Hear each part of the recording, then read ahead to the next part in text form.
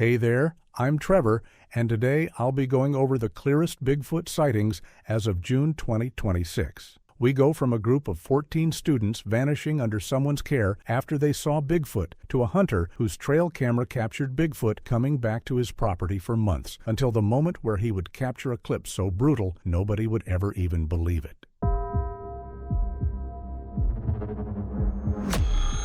The ranger said that it was a routine school trip. One coach, 14 elementary students, 2 vans, and a drop-off point nearly 11 miles from the nearest paved road. He said it was a place you trusted because nothing ever seemed to happen there. Then, as the light died, multiple children, independently, without coordinating with each other, pointed at the same area of darkness and describing the same thing, a large shadow, moving upright. And here's what I keep coming back to. 14 exhausted children don't hallucinate the same shape in the same place at the same time. What those kids saw at that tree line was only the beginning. The children wouldn't stop pointing. That's the detail the ranger kept returning to in our interview. Not that they screamed, not that they ran, but that they just kept pointing, arms extended toward the northeast edge of the tree line, voices overlapping into a single insistent noise. The coach shut it down fast. Overactive imaginations, he told them. Bears looked big in the fog. Everyone went back to their tents.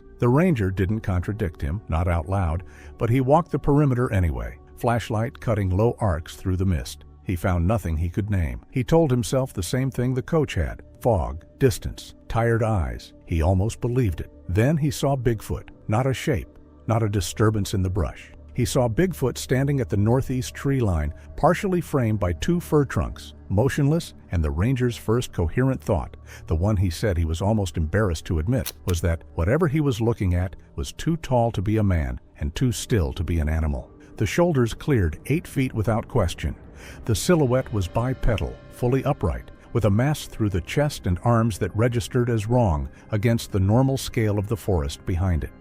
Bigfoot wasn't hiding. Bigfoot was watching, standing in the open just far enough inside the shadows to make the ranger's flashlight beam dissolve before it landed cleanly, but close enough that the shape was unmistakable. The ranger did not tell the coach what he saw. He made a note of the position, checked the perimeter markers, small reflective flags he'd staked at 20-foot intervals, and went back to his tent. By morning, 3 of those markers had been physically displaced, not knocked over by wind, moved deliberately and repositioned several feet inward toward the camp's center. The soft soil around them should have held prints. It held nothing. No compression, no drag, no trace that anything with weight had touched the ground, which the ranger said in a voice that had gone very flat by this point in our conversation was in some ways more disturbing than finding tracks would have been.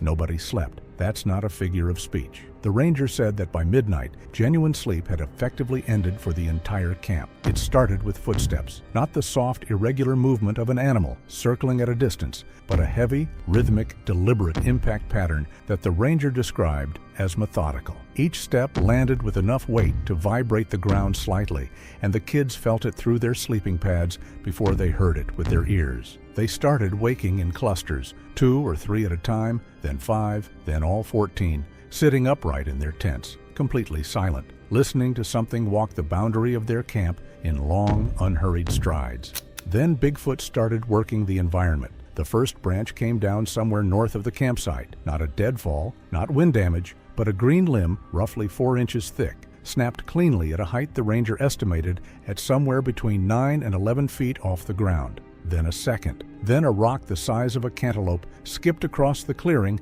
and stopped 10 feet short of the tent cluster, having apparently been thrown from the tree line at an angle that suggested both distance and considerable force. The ranger was clear that none of these made direct contact with the group. They weren't meant to. They were demonstrations, deliberate, escalating, and perfectly spaced, as if Bigfoot was giving the camp time to process each one before delivering the next. The coach's response made everything worse. He moved through the tents in the dark, issuing sharp, quiet commands. Stay down, don't open the zippers, don't use lights. His logic wasn't wrong exactly, but the delivery stripped the children of the one thing that might have steadied them, which was the sense that an adult was not also frightened. The ranger could hear the shakiness the coach was trying to suppress class, and he said the kids could hear it too. The group cohesion that had held through the evening simply dissolved. The ranger swept the tree line with his flashlight at 1:15 in the morning and caught Bigfoot mid-stride, not fleeing, not flinching, just turning away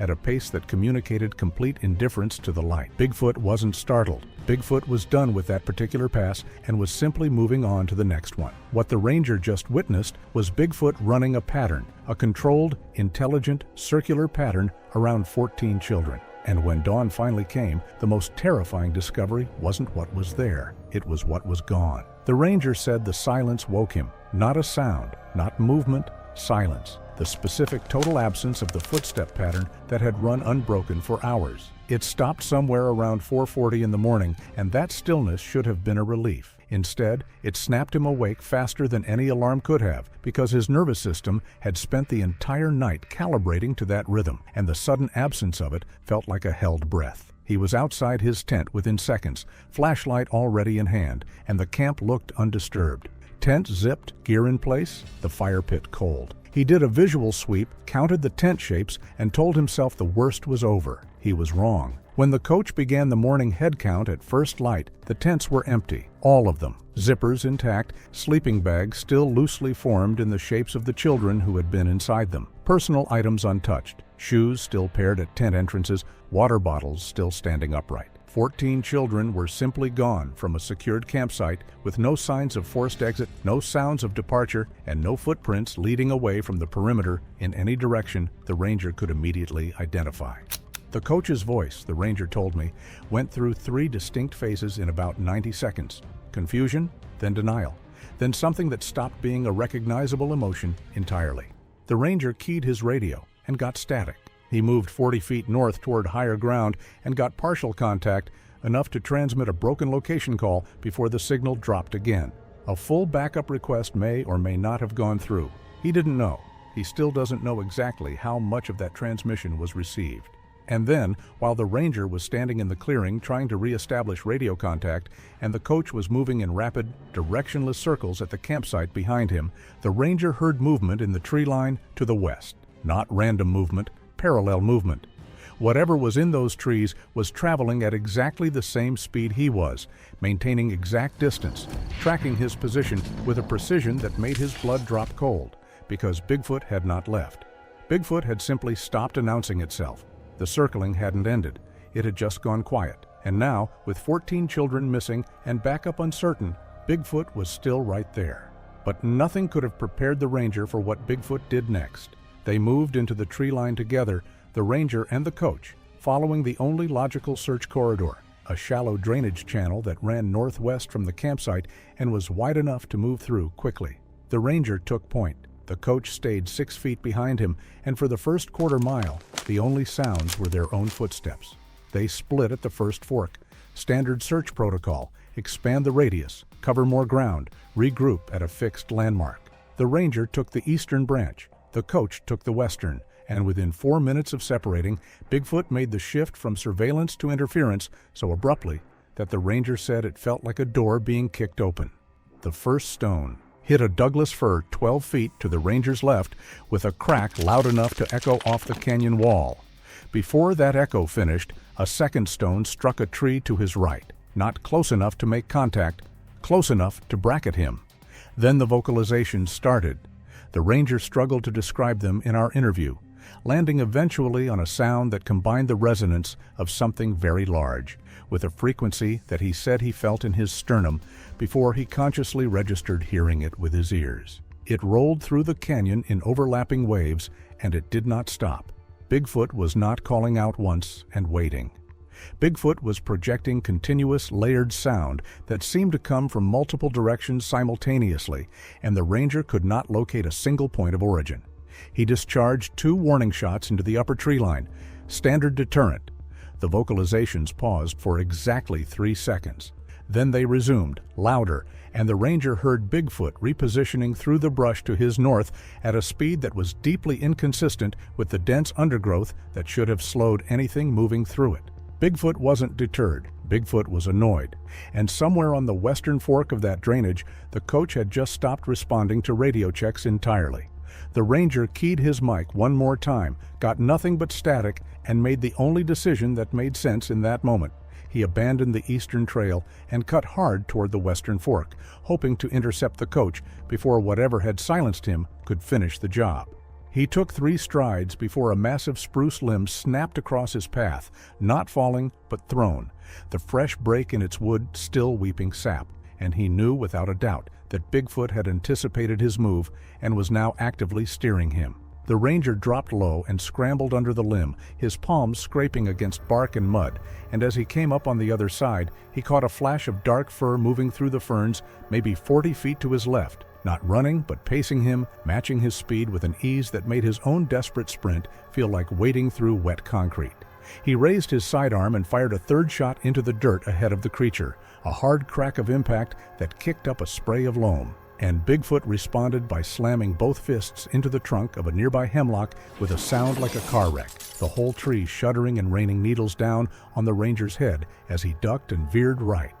The ground beneath his boots pitched sharply downward, a hidden washout that sent him sliding on his back through a channel of loose stone and rotting leaves, and he caught himself against a boulder just before he would have tumbled into a creek bed where the water ran fast and black over moss-slickened rocks.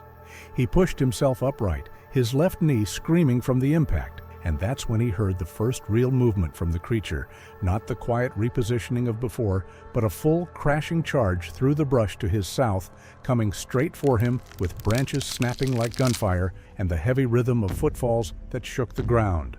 The ranger fired twice more, wild shots that tore through ferns and clipped a sapling in half, and Bigfoot swerved at the last possible second, close enough that the ranger felt the wind of its passing and smelled the thick, musky reek of its hide, like wet fur and old blood and something else he couldn't name.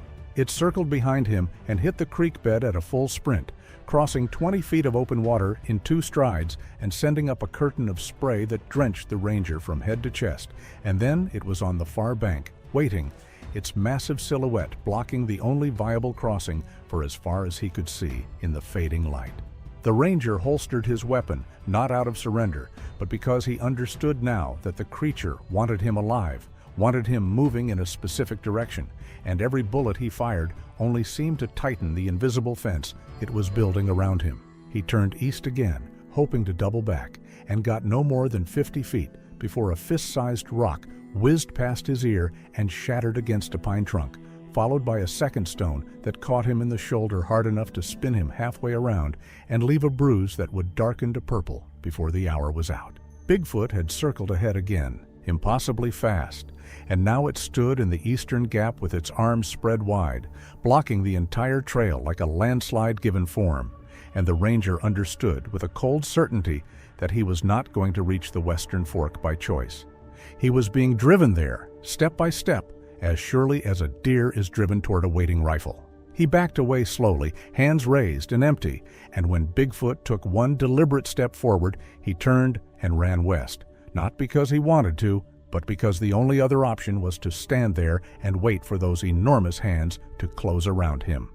The creature let him go, falling in behind him at a distance of maybe 60 feet, close enough that he could hear its breathing, deep, steady, almost patient, and the occasional crack of a branch under its feet as it followed his every twist and turn through the darkening timber. He crested a small rise and saw the western fork below him, the creek glinting through the trees, and he knew the coach was somewhere down there, either dead or wishing he was, and the thought drove his legs faster, even as his lungs burned and his vision narrowed to a tunnel of adrenaline and fear.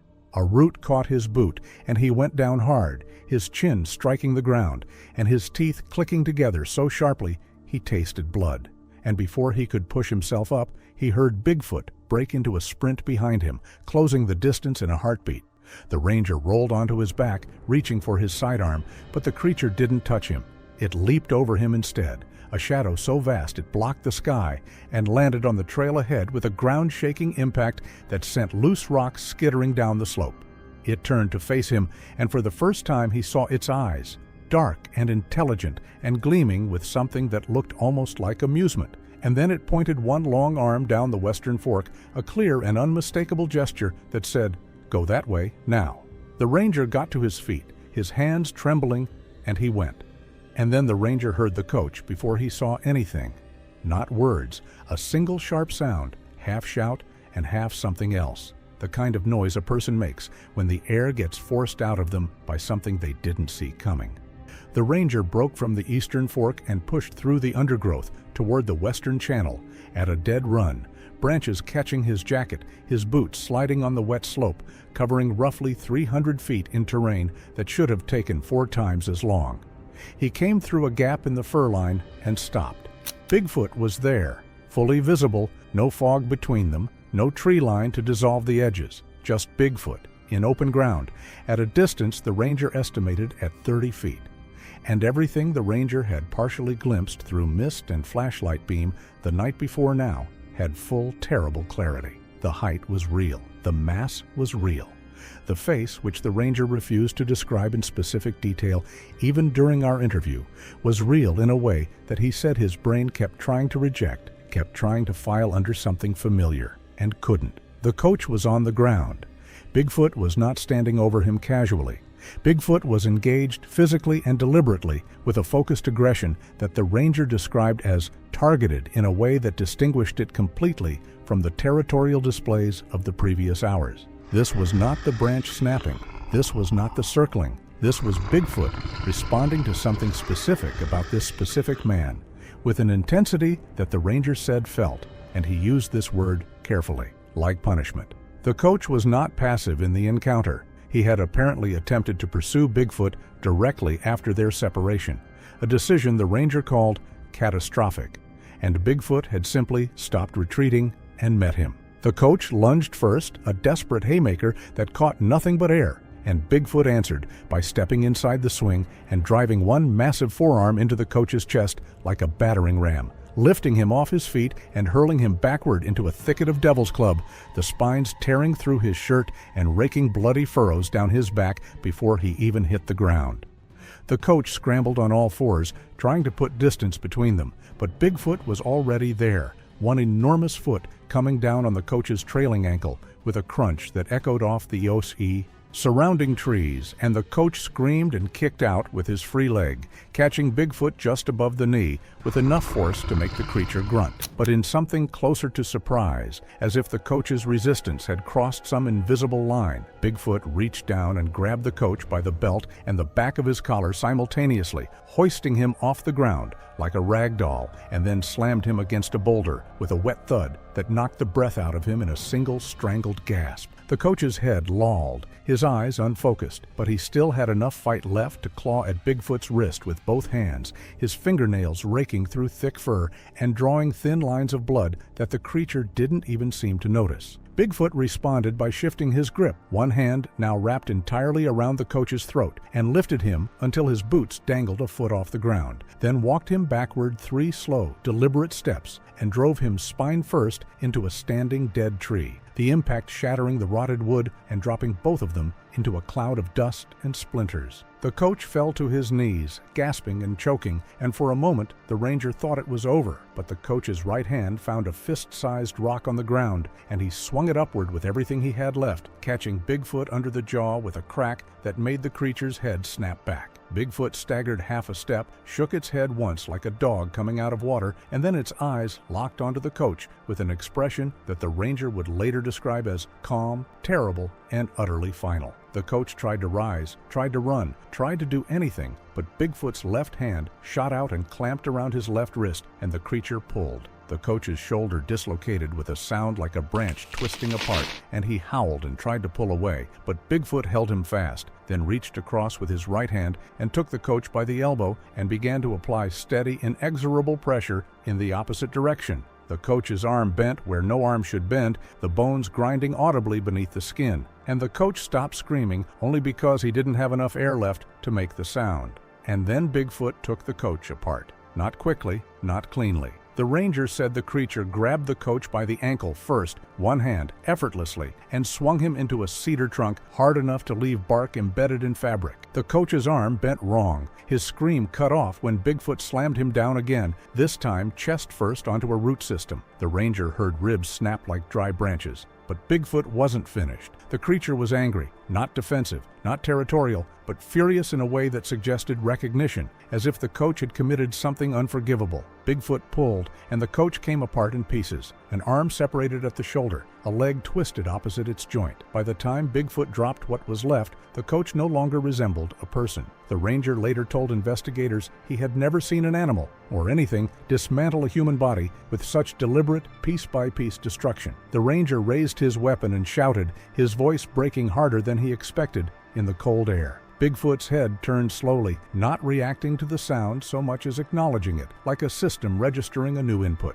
The ranger described the shift in attention as the single most frightening moment of his life. And this is a man who has worked remote wilderness for 19 years and survived situations where most people never get a second radio call out. Not because Bigfoot moved immediately, not because there was a charge or a display, but because Bigfoot stopped looking at the coach entirely and looked at him instead, with a level of calm that didn't belong in anything that size or that close. There was no aggression in the posture, no escalation cues, just recognition. Like the situation had been reorganized in Bigfoot's mind, and the ranger had been filed under a new category of problem, one that required direct attention but not urgency. That was what broke him internally, according to his own words. Not fear of attack in the abstract, but the certainty that he was already behind whatever process was happening in front of him. His finger tightened instinctively on the trigger. Guard, not firing, just reacting, because every trained part of him was screaming for space that didn't exist anymore. He later said that this was the first time he understood he wasn't in a standoff. He was in an evaluation, and nothing in his experience, nothing in his gear, nothing in the distance between them suggested he was going to pass it. Bigfoot shifted its weight slightly, just enough to change the geometry of the clearing. The movement was subtle, almost casual, but it erased what little advantage the ranger thought he still had. The ranger backed one step without meaning to, and even that small motion felt wrong, like he had surrendered more ground than physics should allow. At that distance, he could see details he didn't want to see. Not brutality, not rage, but certainty. And in that moment, the ranger realized something he later couldn't explain without pausing for a long time. Whatever he was holding wasn't part of the equation anymore. What Bigfoot did after that look, and what happened to the ranger when Bigfoot decided he was next, is the part of this story that made me sit in my car for 20 minutes after the interview ended, before I could drive home. The ranger fired once more, not into the air this time, directly at the ground between himself and Bigfoot, a last attempt deterrent, the kind of shot that is supposed to communicate absolute seriousness to any large animal. Bigfoot flinched at the sound, a slight recoil of the upper body, and then continued moving toward him at the same unhurried, ground-covering pace that the ranger had been hearing all night as footsteps around the tent perimeter. Up close, in daylight, that pace was worse. It wasn't a charge. It was the walk of something that had already done the math and found no reason to rush. The ranger didn't freeze. He moved. He attempted to create distance. He used the terrain. Bigfoot closed the gap not through speed, but through sheer continuity of motion, absorbing every obstacle the ranger put between them. A fallen log, a boulder shelf, a steep bank, the way water moves around rocks without breaking rhythm. When contact came, the ranger described it not as a strike or a grab, but as an overwhelming application of forward momentum that simply removed his ability to remain upright. He went down. He attempted to rise. Bigfoot's hand, and the ranger paused a long time before using that word, hand, came down on his shoulder with a pressure that he said was like having a structural beam laid across him. The ranger was being moved through the forest. Bigfoot was not hurting him anymore. Bigfoot was simply taking him somewhere with a purposefulness that the ranger said was almost harder to process than the violence had been. Where Bigfoot was taking him, and what the ranger found waiting at the end of that journey through the dark, is the conclusion that no investigator, no official report, and no follow-up interview has ever been able to fully explain. The ranger regained full awareness at the forest's edge, less than 40 feet from the access road. Only 9 of the 14 children were already there. Disoriented, silent, physically unharmed, standing in a loose group like they had been placed rather than wandered. None of them could describe how they arrived. Several reported being guided through the forest, but could not describe what guided them. Bigfoot was not present. The coach was recovered separately, further inside the tree line, 2 hours later. What investigators uncovered in the weeks following destroyed whatever remained of his public record entirely. Credible, serious evidence of physical abuse directed at the children in his care. The ranger told me he believes, without reservation, that Bigfoot knew, that the escalation was never random, that every branch, every circling pass, every act of aggression had a single, specific target from the very beginning. No official report confirmed that conclusion. But none of them closed the case either. 6 more kids were missing, and it's unclear what Bigfoot did to any of them.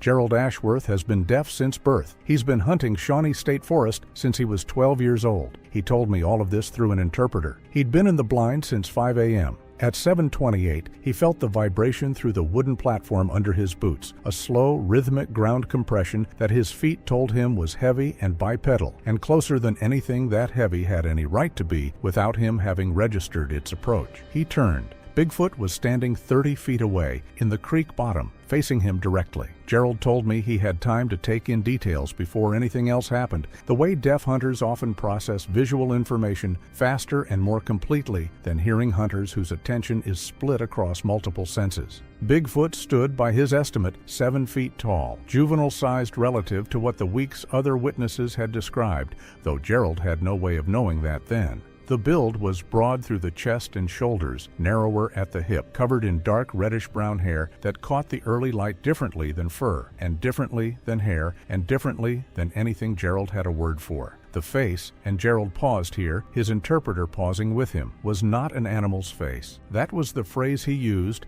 and the phrase he came back to twice. Not an animal's face. Then Bigfoot raised its hands. Gerald Ashworth has been fluent in American Sign Language his entire life. His parents signed, his wife signs, he taught his children to sign before they could speak. His hands are his first language and his deepest literacy, and when Bigfoot lifted both hands in front of its body and began to move them, Gerald's brain did what it has done every day for 53 years. It read. The signs weren't standard ASL. The hand shapes were approximate, the movements rougher and larger than conventional signing, the grammar stripped down to pure essential meaning, the way a child signs before they learn syntax. But the intent was legible. 3 concepts delivered in sequence, unmistakable to a man who has spent half a century reading hands. Go, bad night, many come. Gerald came down from that blind faster than he has moved in 20 years. He drove directly to the Scioto County Sheriff's substation and reported what he'd seen and what he'd been told. The deputy on duty logged the report,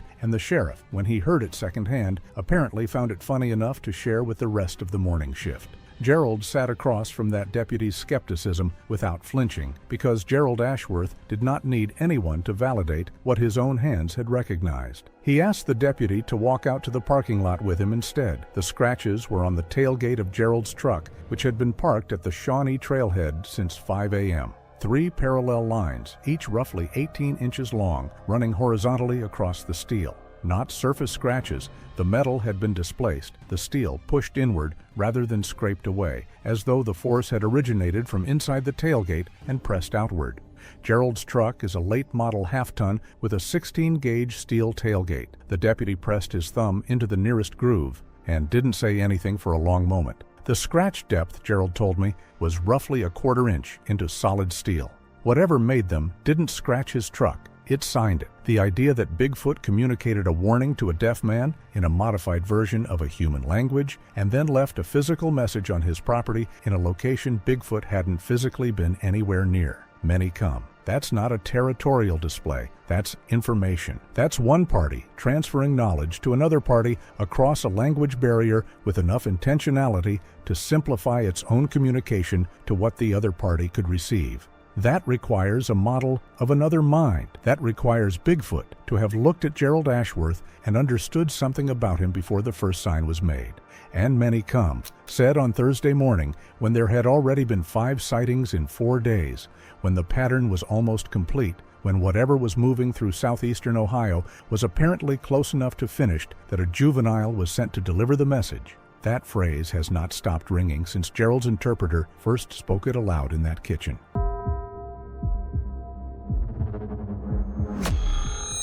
Marcus Tilley reported the first sighting. He has been driving long-haul routes through southern Ohio for 11 years. It was just after 3 a.m. when Bigfoot stepped out of the tree line and onto Route 56. He had time to yank the wheel hard, the trailer fishtailing behind him as his tires screamed across the center line. The Sasquatch he saw didn't run. Instead, it moved across the road in a long, fluid stride, like something that had been walking that road since long before Marcus was born. Unhurried, weightless, impossibly smooth for something that stood, by his estimate, at least 9 feet tall. The whole thing was wrong in a way he couldn't name. He pulled the truck to the shoulder and sat there with the engine running and the hazard lights strobing red across the tree line. Nothing moved. He waited 4 minutes, he checked his phone twice, before he got out. He walked to the center of the road where Bigfoot had been standing and stopped. And when I read what he reportedly saw, I felt goosebumps. The asphalt was rippling, not cracked, not buckled. Rippling, the way blacktop looks on a highway in July when the temperature hits triple digits. He knelt down and put his palm flat against it. The surface was warm, warm enough that he pulled his hand back. In 39-degree air, the road beneath where Bigfoot had stood was radiating heat, like a cast-iron skillet pulled off a stove. For that road to be warm enough to feel through a work glove in near-freezing air, something had to have transferred an enormous amount of thermal energy into the surface in the seconds Bigfoot crossed it.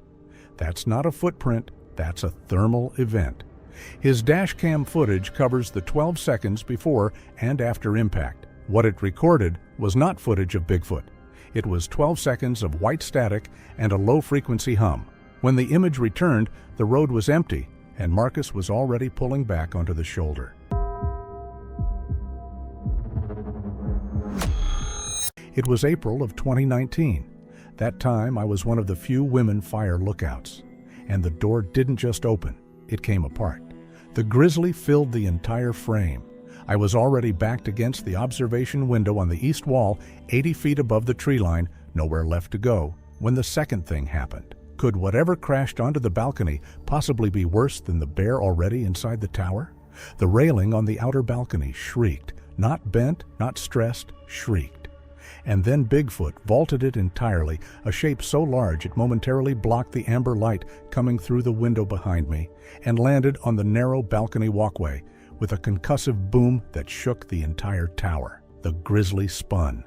And for a single, crystallized second that felt detached from time itself, the bear and Bigfoot looked directly at each other through the shattered doorway while the wind screamed around the tower. Bigfoot was not a shadow this time, not a suggestion in distant timber, not another movement half hidden between trees that my exhausted brain could explain away. Bigfoot stood less than 10 feet from me now, close enough that I could see individual mats of dark, rain-soaked fur hanging in ropes along its chest and shoulders, close enough to see old scars cutting pale lines beneath the hair across its forearms, close enough to make out the strange shape of its face beneath the dripping strands plastered against its brow. Its eyes were wide-set and unnervingly pale, almost the color of stripped birchwood under moonlight, fixed entirely on the bear with a level, predatory focus that made my stomach seize. One enormous hand gripped the twisted outer railing beside it. Hands, not paws, long-fingered and disturbingly human in proportion, each one large enough to wrap around my entire skull. I could hear the railing creaking under the pressure of its grip. Water dripped from the creature onto the balcony boards in heavy, rhythmic taps. Bigfoot didn't posture. Bigfoot didn't roar. Bigfoot didn't hesitate for even a fraction of a second. The instant the grizzly shifted its weight forward, the creature exploded through the doorway like a freight train hitting full speed on a downhill grade, every inch of movement carrying terrifying, deliberate intent. The collision was not like two animals fighting.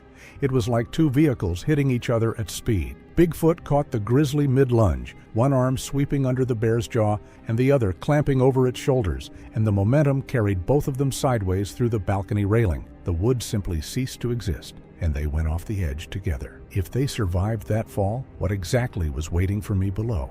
I grabbed the window frame hard enough to leave my fingernails bent back. The sound of them hitting the wooden staircase below came up through the floor in a percussion of breaking lumber. Then, a wet crunch as they cleared the bottom landing and hit the mud 80 feet down. I looked over the edge of the now railingless balcony. The stairs were gone. Half the support structure on the south face of the tower had gone with them. And down in the mud and the wreckage and the yellow beam of the tower's exterior floodlight, both of them were already back on their feet. The grizzly charged first, and Bigfoot caught it by the face. Not metaphorically, Bigfoot's hand closed over the bear's entire muzzle, the way you'd grab a softball, and wrenched the bear sideways, using its own momentum to swing it in a half circle and slam it into what remained of the staircase framing. The wood exploded outward. The bear hit the ground, rolled, came up bleeding from a splinter gouge in its flank the length of my forearm, and charged again immediately. Its one good eye was glassy with something beyond pain. I'd read the weekly wildlife reports. I knew the rangers had been tracking a rabid grizzly in the sector for 11 days. I was looking at it, and I was also looking at Bigfoot, now braced between the tower's support pylons, taking the second charge full in the chest and wrapping both arms around the bear's neck in a grip that brought the whole mass of them staggering sideways into the mud. If the bear was rabid, what would happen if it actually wounded Bigfoot badly enough? I scrambled back from the window and grabbed the emergency kit off the wall hook. The flare gun was inside, orange plastic, preloaded, the kind you fire in distress. I told myself it would work. I told myself a burning phosphorus flare to the snout would drive off anything living and breathing. I got back to the broken balcony edge, knelt against the buckled frame, and aimed down at the bear. The tower swayed. Not much, maybe 4 inches of movement, but I was crouched at the edge with no railing, and my hands were shaking, and the two of them wouldn't stop moving. Bigfoot had the bear by the scruff now, hauling it backward, and I tracked the gun to follow the bear's head, and I fired. The flare didn't hit the bear. It buried itself in Bigfoot's left shoulder with a sound like a hammer hitting wet clay. The burning end went in, and for about 1/10 of a second nothing happened, and then the phosphorus caught fully, and white-orange fire bloomed against Bigfoot's fur. Bigfoot's head snapped around, and those pale eyes came straight up to where I was crouched at the edge of the balcony floor. The roar wasn't agony, it wasn't a wounded sound. It was the specific vocal register of something deeply, personally irritated, and somehow that was worse. What does something that size do when it realizes you just set it on fire? The bear used the half-second of Bigfoot's distraction exactly as a rabid, scarred, half-blind grizzly with 11 days of killing fury behind it would. Its jaws came down on Bigfoot's left thigh and locked. 300 pounds per square inch of bite pressure. The bear shook its head like it was tearing into a carcass, and even from 80 feet up I could hear the sounds that produced. Bigfoot reached up with one hand, grabbed the still-burning flare sticking out of its own shoulder, and pulled. It came out trailing a thread of singed fur and something darker, still burning in Bigfoot's grip. Bigfoot looked at the flare, looked down at the bear chewing on its thigh, and rammed the burning end of the flare directly into the bear's nose, muzzle deep. The grizzly came off that thigh like it had been electrocuted. It reared back, both forepaws off the ground, 800 pounds of scarred and smoke-stinking bear going vertical. And in doing so, it swung its full weight sideways into one of the tower's main support beams. The beam was 4x4 pressure-treated pine sunk 3 feet into concrete, and it cracked. Not broke, cracked, with a sound like a rifle shot, and then the slow, horrible groan of stressed wood finding a new geometry. The floor under me tilted, enough that my knee slid on the warped boards, and I grabbed the broken railing post with both hands and hung there, looking straight down at the mud and the wreckage and the two things in it. How long before the entire tower came down on top of all of us? I needed to do something that was not staying on a tilting platform 80 feet in the air.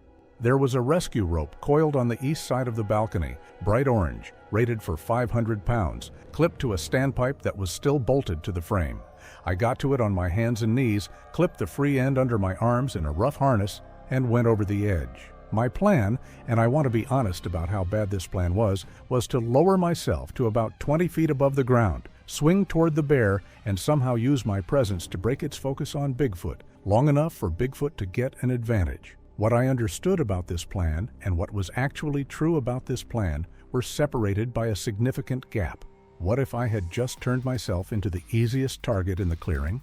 I was maybe 15 feet down, swinging gently in the night air, when Bigfoot took a step backward. The rope, my rescue rope, dropped another foot of slack and looped around Bigfoot's right ankle. I felt the jerk. Bigfoot felt the jerk. Bigfoot looked down at its ankle, the same way you'd look at a shoelace you just noticed was untied. Then Bigfoot stepped forward, into the bear, and the rope went taut. Bigfoot's foot came up about 4 inches and then stopped because I weighed 132 pounds and was attached to the other end, and then Bigfoot went down, not gracefully. Bigfoot went down the way a sequoia goes down, with absolute commitment and a sound you feel in your molars, and the bear was on top of it before it finished falling. What happens when the only thing holding the bear back suddenly hits the ground? I was now dangling 3 feet above a bear that was actively mauling Bigfoot. I could feel the heat of both of them. I could smell the wet fur and iron smell rising off the whole mess. The rope was still looped around Bigfoot's ankle, pulling taut and going slack as things moved below me, and I was swinging like something hung in a tree to dry. The bear was working at Bigfoot's ribs with both forepaws. I watched the claws open lines in the fur, watched a dark blood sheet down Bigfoot's flank, and Bigfoot had both hands around the bear's lower and upper jaws respectively. What followed was not something I want to reconstruct in detail, but I will tell you that the sound of a jaw being forced open past the limits of its natural range of motion is a sound you do not forget and cannot unhear. And the blood that came off the bear's face when Bigfoot did it went across my boots in a hot spray. The bear's tendons popped like snapped cables. The jaw hung wrong. Even with its jaw destroyed, would the bear finally stop fighting? Bigfoot head-butted the bear, full force, top of the skull against the side of the bear's head, and the bear's grip broke and it staggered sideways. And then Bigfoot's free hand found the rope above its ankle and pulled. I went up, fast, and then I went sideways, and then the rope either broke or came free of the standpipe because I was suddenly flying through the dark in an arc toward the tree line, and there was a Douglas fir coming up very fast. I hit it with my left shoulder and both legs and dropped. I fell 10 feet into mud that was cold and deep enough to swallow my forearms to the elbow when I landed in it. I lay there for 3 seconds that felt like 5 minutes, cataloging damage. Nothing broken, a lot bruised, mud in my mouth, still alive. I got my feet under me. The tower was groaning above and to my right, the south face visibly canted now, the floodlight swinging in an arc that turned everything below into alternating shadow and harsh white. Bigfoot was back on its feet. The bear was back on its feet. They were circling.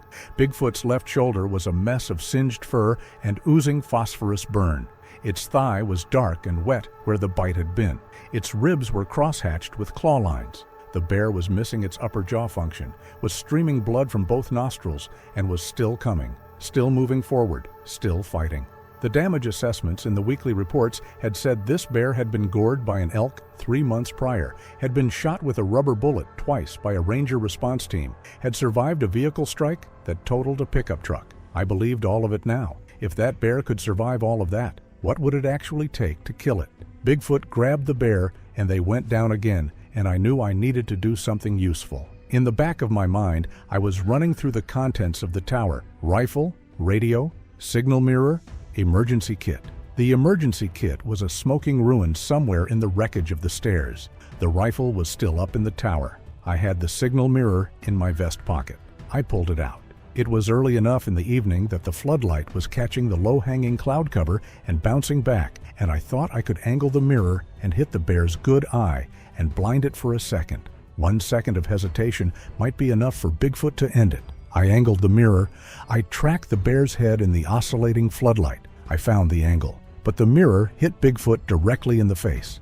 Bigfoot was mid-lunge, full extension, coming down on the bear from above when the reflected beam crossed those pale eyes. The lunge didn't stop. Instead, it deflected. Bigfoot's entire trajectory shifted about 4 feet to the left of the bear and terminated against a granite boulder half buried in the mud at the tree line. The sound was a dense, flat crack. Bigfoot shook its head like it was trying to clear water from its ears, and the bear capitalized immediately. It came in from the right, the side Bigfoot couldn't see coming in that moment, and put both forepaws on Bigfoot's back. The claws raked down. I could see the damage from 30 feet away. I could see it, and I put the signal mirror in my pocket and said nothing because there was nothing to say. At what point does helping become the reason someone dies? Bigfoot spun. The speed of it was shocking. Something that large moving that fast should not be real, should not be possible.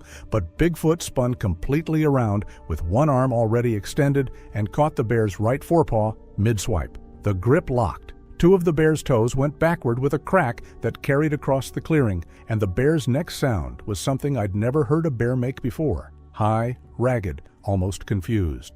It backed up 2 full steps backward, which was the first time I had seen this bear retreat from anything. Bigfoot was blinking hard, still clearing the light blindness, shaking its head in sharp, short movements, and then it focused and charged. The 2 of them collided chest to chest and tumbled down the rocky slope that ran toward the tree line's lower edge, end over end, a mass of limbs and sound, crashing through the undergrowth and taking down 2 saplings on the way. What was waiting for them down in the darkness beyond the floodlight? I still had a radio. I hadn't thought of it until this exact moment. It was clipped to my vest on the left side, a handheld Forest Service VHF, already tuned to the emergency channel. I pulled it free and keyed the transmit button.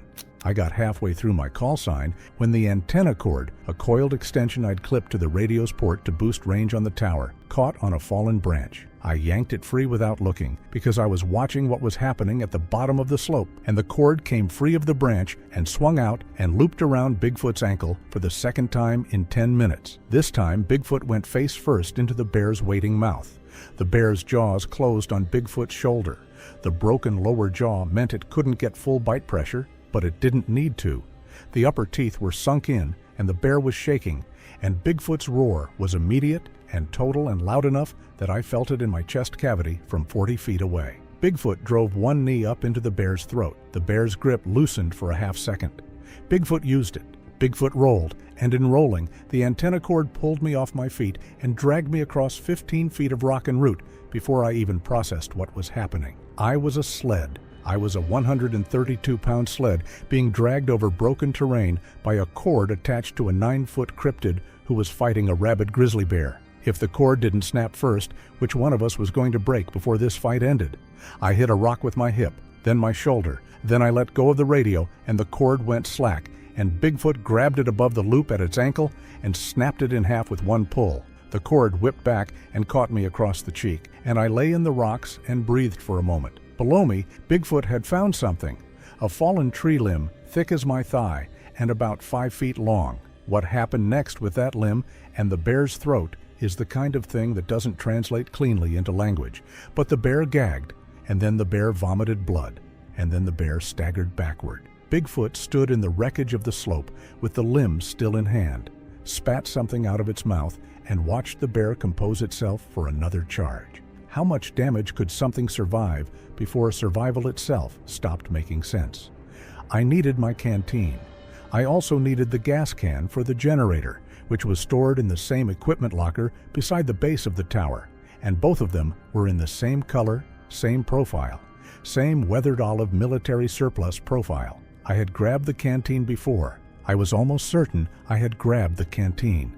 I opened the lid by feel because the floodlight was doing its swinging arc thing and the shadow was on me, and I brought it around and threw the contents at the bear's face as hard as I could at a range of about 12 feet. The smell hit me before the logical deduction did.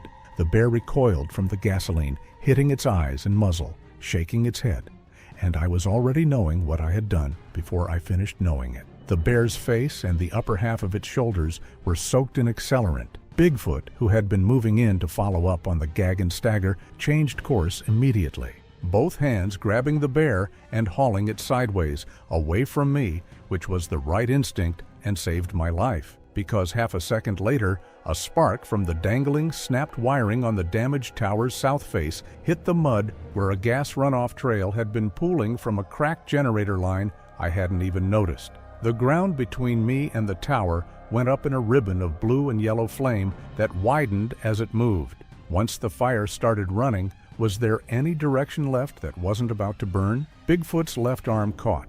The fur went up the way dry grass goes up, fast and total. Bigfoot let go of the bear and hit the mud, rolling, and the flame went out in a wet smear of dirt.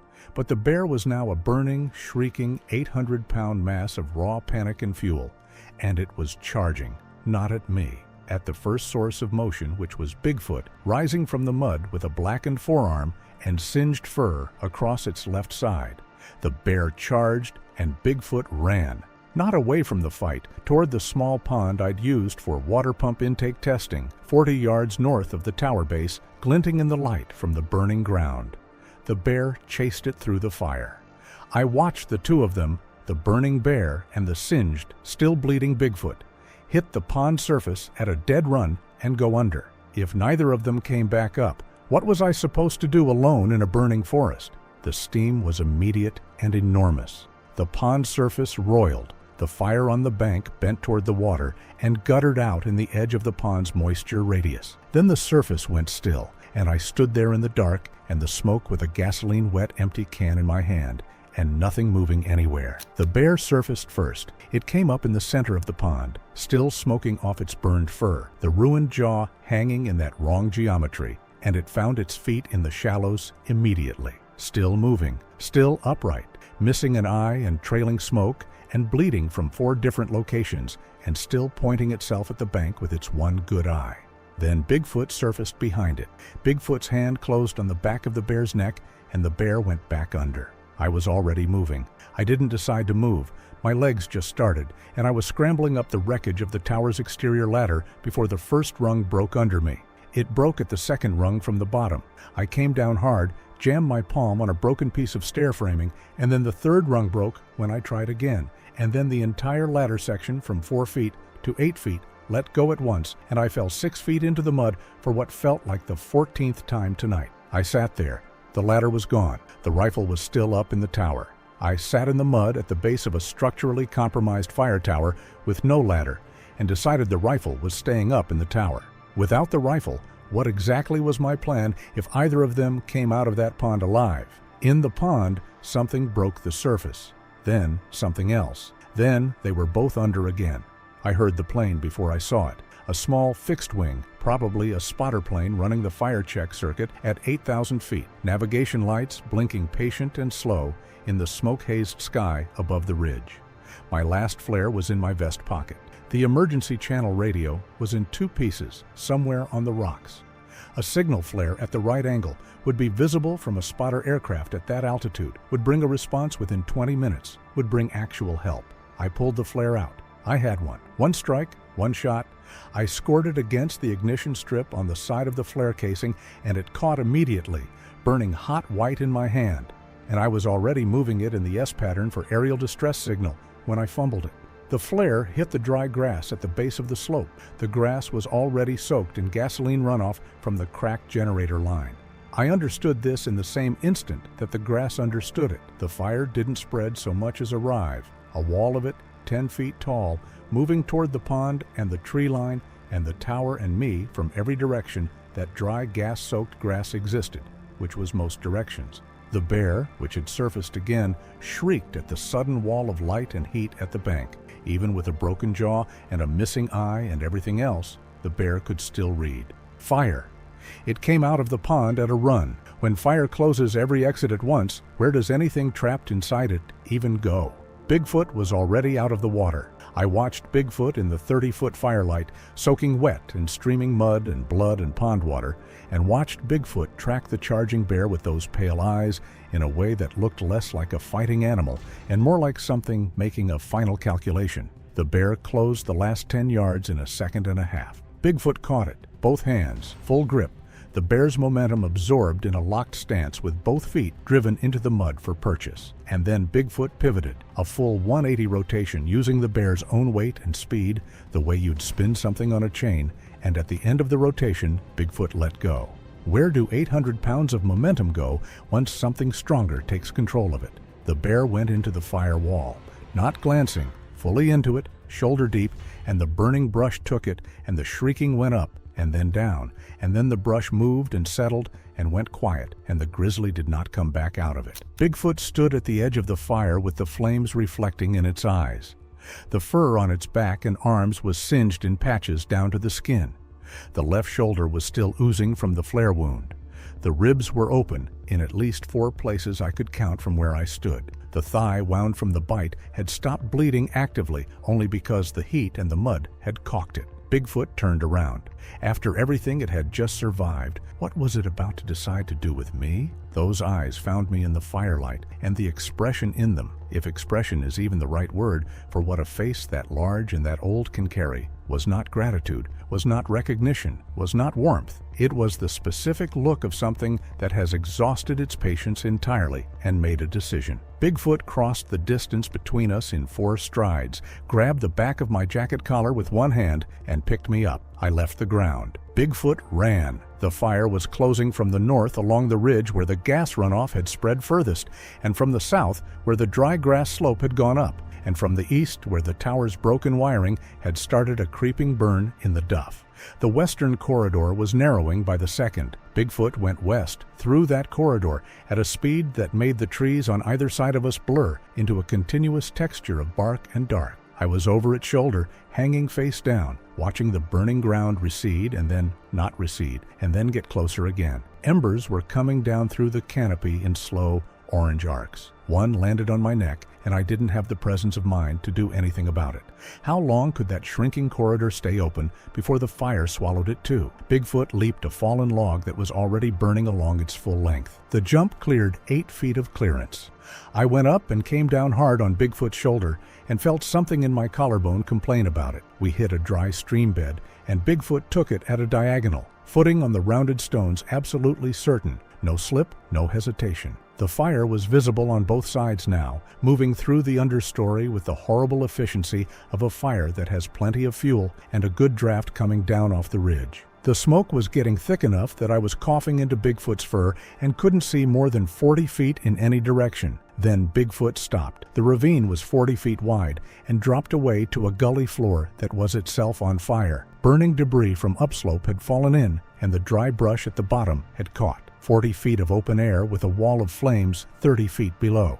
The firelight coming up from the gully floor lit the smoke from beneath and turned the whole sky above it copper and moving. On the far side, the tree line was dark. The fire hadn't crossed yet. Bigfoot stood at the edge and looked at the gap. I stopped coughing long enough to understand what I was looking at. I grabbed 2 fistfuls of fur and locked my arms. Was this the only path left, or just the least impossible one? Bigfoot didn't slow down. Bigfoot took 3 running strides from a standing start and left the edge of the ravine at full extension, and for a moment that I will never be able to accurately describe, we were in the air above, 40 feet of burning nothing, with the fire below us and the smoke above us and the copper light coming from everywhere and nowhere, and the far edge of the ravine was coming up, and then it was there, and Bigfoot's feet hit the solid ground of the far bank, and we were over. The landing drove Bigfoot down to one knee. I slid forward off its shoulder and hit the ground on my feet for once, stumbling but upright, and I turned around and looked at the ravine. The corridor we had come through was gone. The fire had closed it. Behind the curtain of smoke and flame, nothing was moving. The bear was gone. Had the fire finally ended the chase, or had it only hidden whatever was left behind us? Bigfoot was still on one knee. The fur on its back was burning, not smoldering, burning, a spreading lick of flame that had caught in the singed patches on its shoulders and the back of its head during the run through the burning corridor. I grabbed my canteen, the real one this time, the water one. I checked before I opened it, and poured it over the back of Bigfoot's head and shoulders. The flames on the shoulder died. The ones on the lower back didn't. I didn't have any more water. I didn't have anything else. I stood there with the empty canteen and watched Bigfoot stand up. And now that the fire was still burning and we were both out of options, what was Bigfoot going to do next? The pale eyes found me one more time. I don't know what was in them. I don't know what category of thing I was looking at, and I was closer to it than I had ever been, 3 feet away in the firelight on the far bank of a burning ravine in the dark, and I still don't know.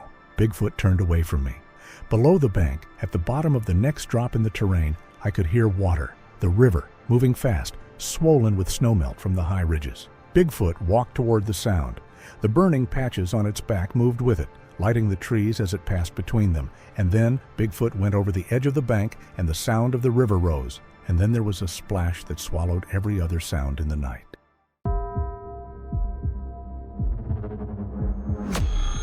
Pete Garrison and his brother-in-law, Carl Doost, had been on the water since before first light. They were anchored in the northern channel, roughly 300 yards from the eastern bank, when the tree line moved. Pete told me that's how it registered first, not as figures emerging from the forest, but as the tree line itself shifting. Then they were visible, and Pete reached over and put his hand on Carl's arm without saying a word, and Carl had already seen them. 5 Bigfoot walked out of the tree line and into Burr Oak Lake. 3 adults and 2 juveniles, moving in a loose group with the unhurried, purposeful stride that every witness this week had described in some form. Not cautious, not reactive, not behaving like creatures that expected to be observed or cared about being observed. The 2 juveniles were positioned between the adults, flanked on both sides. The largest adult, leading from the front, was Pete's estimate of 10 feet tall. They didn't swim. That's the detail that Carl kept returning to when I spoke with him separately, and that Pete had already told me, and that both men described in identical terms without having compared notes before I called them. Bigfoot did not swim. The adults waded in to chest depth and then continued walking as the water rose over their heads, and they did not resurface. The juveniles went under at shoulder depth. The surface of the lake closed over the last of them, one of the smaller juveniles, Carl thought, and went still. No bubbles, no displacement wake, no sign that 5 massive creatures had just submerged into a reservoir, with a maximum depth in that channel of 60 feet. Pete told me they sat in that boat for a long time without speaking. What neither Pete nor Carl knew, anchored in the northern channel watching the water, was that a state geological survey vessel had been working Burr Oak that same morning. The crew was conducting routine lakebed sonar mapping, the kind of survey that updates sediment charts and identifies erosion patterns in reservoir floors. They were running the eastern channel when their equipment registered something that the survey team lead, a man I'll call David because he asked me not to use his name, described to me as the most anomalous reading of his 12-year career. The sonar return showed a structure beneath the lakebed sediment, not geological formation. Structure. Rectangular, 60 feet in length, with straight edges and right angles that sediment does not produce and erosion does not carve. The walls of the shape, where the sonar could resolve them, registered at consistent thickness, like constructed material rather than compressed earth. David told me the readout was, in his exact words, consistent with a collapsed structure of artificial origin. They weren't wading into a lake, they were going home. Kira Vasquez was the kind of person who documented everything.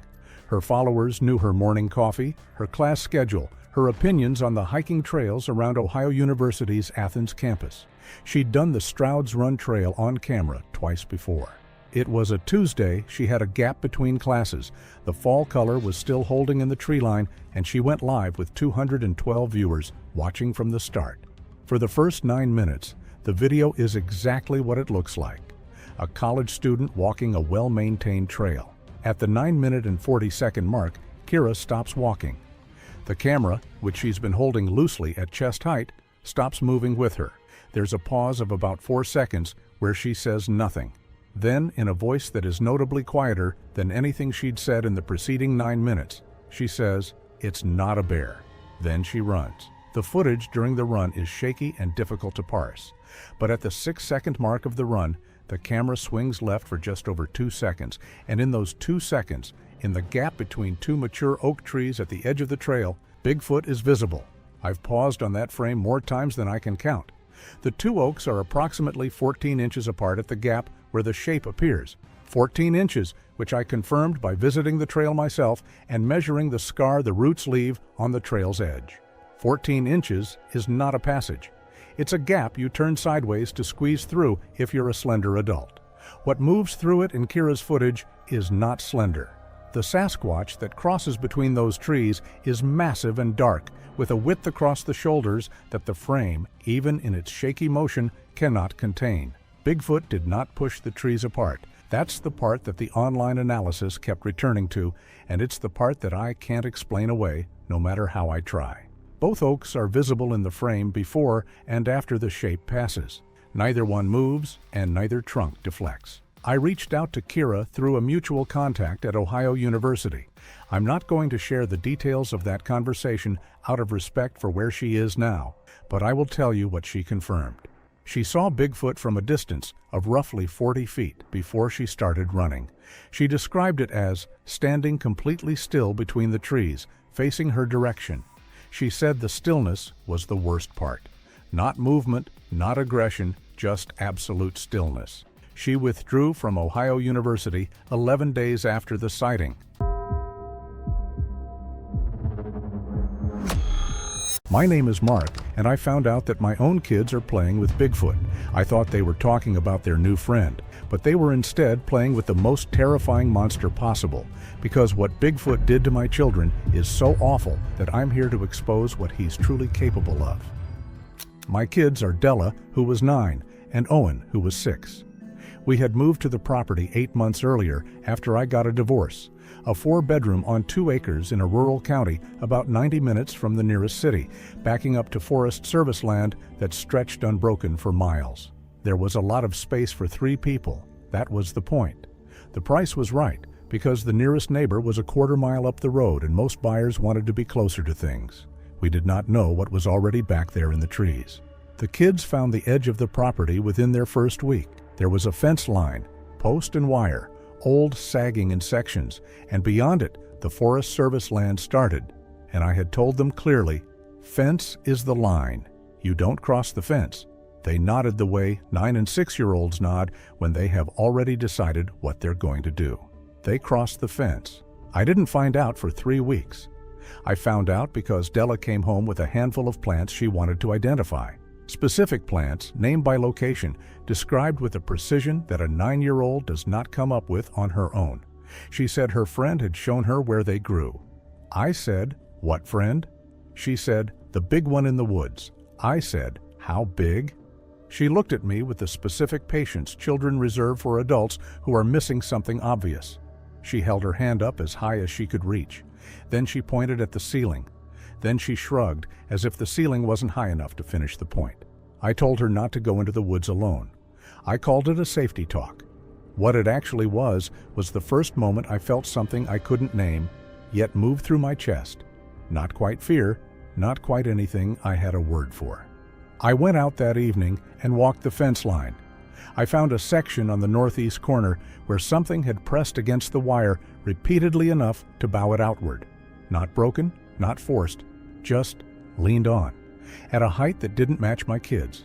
At a height that didn't match much of anything I could think of standing there in the evening light looking at the bent wire with the forest going dark behind it. I straightened the wire and went back inside and told myself it was deer. It was not deer. I need to give you the shape of the next 3 weeks before I tell you what I saw, because the shape of those weeks is what made what I saw impossible to dismiss or explain away or file somewhere reasonable. The kids were different, not in a way that scared me. That's important. They were not withdrawn or secretive or showing any signs I'd been trained to watch for. They were better, more settled. Owen had been having nightmares since the move, and they stopped. Della had been quiet in the way of a kid holding something too heavy for her age, and she started talking again. At dinner, in the car, the running commentary of a child who has remembered that the world is interesting. I noticed, and I didn't question it hard enough. I was exhausted and barely keeping everything moving, and my kids were doing better. I did not look hard enough at why. They told me things in the way kids tell you things. Sideways, embedded in other conversations, offered and then moved past before you can respond. Owen told me at breakfast one morning that their friend didn't talk the way we talk, but that Della was learning. He said it the way you'd say someone was learning French. Informational. Then he asked if we had any more of the orange juice. Della told me their friend liked the apples from the tree at the property line. She told me it didn't like loud sounds. She told me it was teaching her something about where the creek went, information she described with a geographic specificity I couldn't account for. I asked how she knew. She said her friend showed her. Walked her through it. I asked, "Walked you where?" She named locations half a mile into Forest Service land that she had no business being in and had definitely accessed through the fence I had told her not to cross. I should have gone to the tree line that night. Instead, I sat at the kitchen table after the kids were in bed and pulled up every Bigfoot account I could find in the Pacific Northwest and read until 2 in the morning. Then I closed the laptop and sat in the dark and told myself I was not entertaining the idea. I was very much entertaining the idea. I set up a camera, trail camera, the same model I used to monitor deer on client properties. Mounted it at the northeast corner of the fence line. I checked it 3 mornings in a row and found deer, a raccoon, a porcupine, and nothing else. On the 4th morning, the camera was on the ground, not knocked over, placed down, carefully, face up. The mount was still on the post. The camera had been detached and set on the ground with deliberateness. Memory card still in it. The last image before the lens went skyward was a frame of darkness and a shape at the edge of the frame that I have looked at many times since and cannot describe with precision. Large, upright, close. That was the morning I stopped telling myself it was deer. I bought 2 more cameras and mounted all 3 that evening higher on the posts, secured with zip ties. The next morning, all 3 were on the ground, placed carefully, face up. The footage showed the same shape at the frame's edge, moving without urgency, then the image tilting as the camera was removed from its mount. Whatever it was had hands. Whatever it was knew what a camera was. I called in sick to work for the first time in 6 years. Sat in my truck at the end of the driveway thinking about the fact that something with the dexterity to remove a zip-tied camera mount had been at my fence line at least 4 times in 8 days, and my kids had been crossing that fence line every afternoon. Then I went inside and looked at Owen's drawings. He drew constantly. I had not looked closely in weeks. There were maybe 30 drawings tacked above his desk. Most were what you'd expect: houses, cars, his sister, me. But interspersed with those, appearing more and more frequently the further right along the wall I looked, were drawings of something else. A figure, large. Owen drew it relative to the trees, and the trees only came to its shoulders. Dense, layered marks for fur or hair. Always the same posture, standing at the edge of the trees, at the fence, one hand raised, waving. Owen had been drawing a Bigfoot waving at him for at least 6 weeks, and I had not noticed. I sat on the edge of his bed for a long time. Then I knocked on Della's door. She was 11 days from her 10th birthday. Smart in the way that made her teachers call me every September, and perceptive in the way that made those same teachers look slightly uncomfortable. She knew immediately that something had shifted. She said, "You found the cameras?" I said, "Yes." She said, "I told it you were going to put cameras up." I told it not to break them. I said, "Just move them." I sat down on her desk chair and said, "Della, tell me everything." She did. It had been 17 days. She had crossed the fence looking for the creek, which she had heard from the property but not yet found. She found the creek. She also found something sitting beside it. Large, covered in dark reddish-brown fur, sitting on a rock at the creek's edge the way a person sits, not crouching, not on all fours, watching the water. It heard her before she saw it. It turned its head before she made a sound, and it looked at her. I asked, "Were you scared?" She said she was for about 3 seconds. Then it held its hand out, not toward her, just open, resting on the rock beside it. And something about that stopped the scared. She went back the next day, and the day after that. She brought Owen on the 4th day. I asked why she hadn't told me. She said, "Because you would have stopped it." She was right, and I was not fully certain, sitting on her desk chair, that stopping it would have been the correct decision. I told her I needed to see it myself. She said, "I know. It knows too." We went out the next afternoon. Me, Della, Owen, through the fence at the northeast corner, down the slope toward the creek. Della led with a confidence in the terrain she had not had 8 months ago. Owen held my hand, not frightened, just contained. The excitement of a kid who knows something good is coming. The creek was about 400 meters from the fence, 30 feet wide, moving fast with spring runoff, old growth firs on both sides thick enough to cut the Issei afternoon light. It was there, on the far bank, standing. I am 6'1". I have framed enough buildings to know heights instinctively. What was standing on the far bank was between 8 and 9 feet. The shoulders, not just the height, the shoulders, were wide in a way I could not fit into any human or animal frame I had. Wide the way load-bearing things are wide. It looked at me with a directed, specific attention. Not aggression, not fear. Something I can only call evaluation. The warm kind, the kind that contains intelligence behind it. Della said quietly, "It's okay, Dad." Owen let go of my hand and took 3 steps toward the bank. I grabbed for him. Della caught my arm. She shook her head. She said, "Watch." Owen raised one hand. The same gesture from the drawings. From the far bank, a hand went up. The hand alone was the size of Owen's upper body. Raised slowly, held open, then lowered.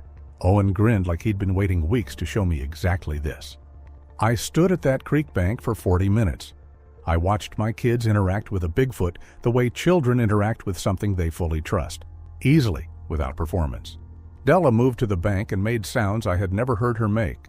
Structured tones she produced with visible concentration. Something came back from the far bank. Same register, different pattern, back and forth. She was communicating with it. My daughter was standing at a creek in the Pacific Northwest having a conversation with a Bigfoot, and I was standing 10 feet behind her, trying to remember how to breathe. I asked her afterward what they were saying. She said it wasn't like translating, more like knowing. Direction, intention, the way you read an expression but through sound instead of face. She said it had been asking about me for days. She had told it I was having a hard time. It told her that hard times are what the trees do in winter, that being bare and cold isn't the same as being dead. My 9-year-old daughter delivered that to me, standing beside a creek in the dark firs, and I stood there with it and did not say anything for a long time. I did not sleep that night. I lay in the dark and ran the inventory. 8 or 9 feet, shoulders like load-bearing structure, a hand raised in response to my 6-year-old's hand, eye contact that contained something I could only call intelligence. My daughter producing sounds she did not know 3 weeks ago and being answered in kind. I am a practical person. I solve problems for a living. Materials, load, weather, code. I am not someone who lies in the dark and circles something without a solution path. I lay in the dark for 4 hours. What kept coming back was not the size, it was the hand. Owen's hand going up and the hand on the far bank going up in return. Slow, deliberate, the same shape returned. Whatever was on that bank had watched my son long enough to know that was his greeting, had learned it, had decided to use it back. That is not instinct. That is not territorial behavior.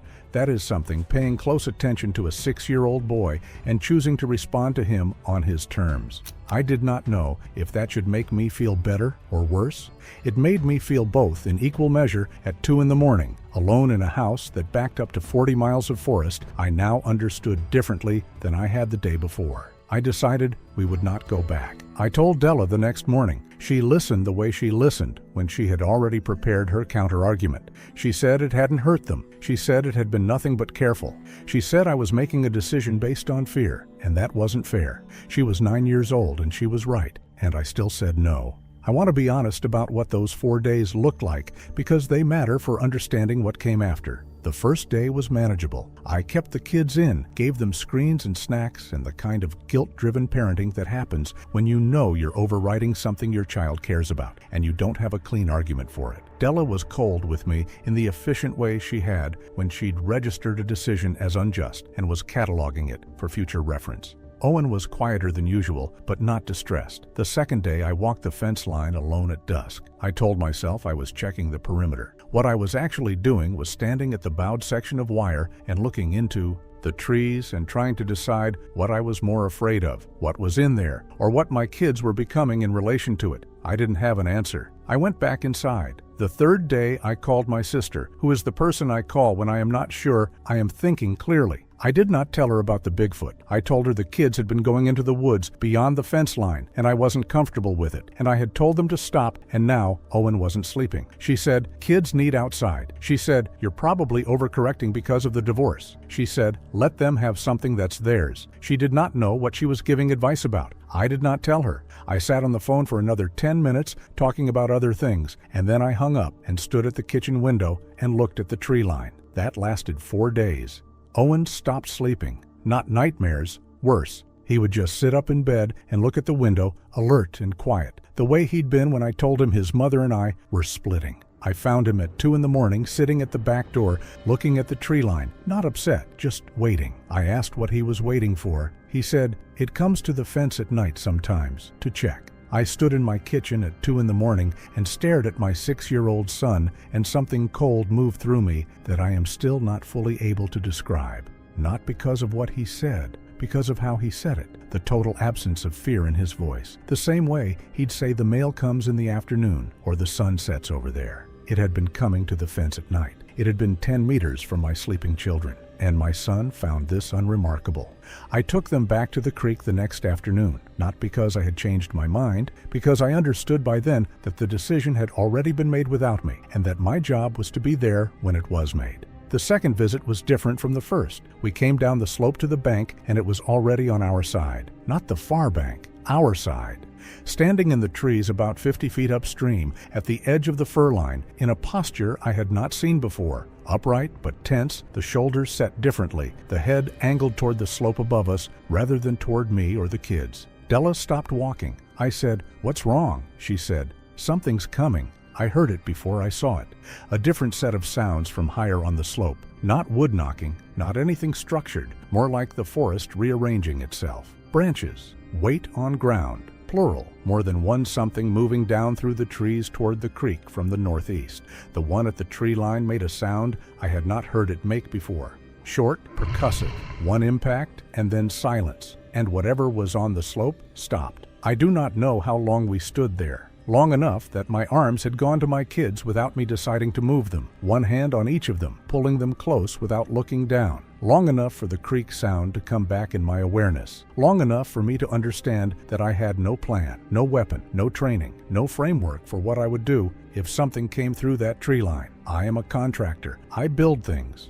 I have never been in a situation where my body understood the danger before my mind did, and I had nothing to offer either of them. The sounds on the slope shifted, not retreating yet, waiting. Whatever was up there was receiving information and deciding what to do with it. The one at our tree line made the sound again. Same register, different length. And the slope sounds changed, slower, then stopping, then the unmistakable crashing retreat of something large moving fast back up through the brush away from us. Whatever had been coming down that slope was gone in about 15 seconds. The one at the tree line turned its head and looked at us. Della said very quietly, "It told them to go." I asked what they were. She said she didn't know. She said it felt different from it, older. She said the word it used for them didn't translate. I want to sit with that for a moment because I think it is the most important thing my daughter has ever said to me, even though she was 9 and said it like she was reporting the weather. The word it used for them didn't translate. There is a something in those trees that my daughter can partially communicate with, and that something used a word for the others, the ones on the slope, that did not have an equivalent in any language Della had access to, which means the others are sufficiently different from the one we knew that there was no common term, which means the categories out there in that forest do not map onto anything I have a word for. I got my kids home in under 10 minutes. I did not look back at the tree line. I got them through the fence and across the property and inside the house, and I locked the back door, and I stood in the kitchen with my heart running at a rate I hadn't felt since I was in a car accident at 24. Della sat down at the kitchen table and was quiet for a long time. Then she said, "It protected us." I know that is what happened. Something came down that slope, and it was not the one we knew, and the one we knew sent it back. That is the fact of it. But here is the other fact. There are more of them. The one we knew about was the one that left granite pieces and lowered itself to the ground, so Della didn't have to look up so far. We knew that one. We had built something with that one over weeks of creek visits and structured sound and a 6-year-old's open hand.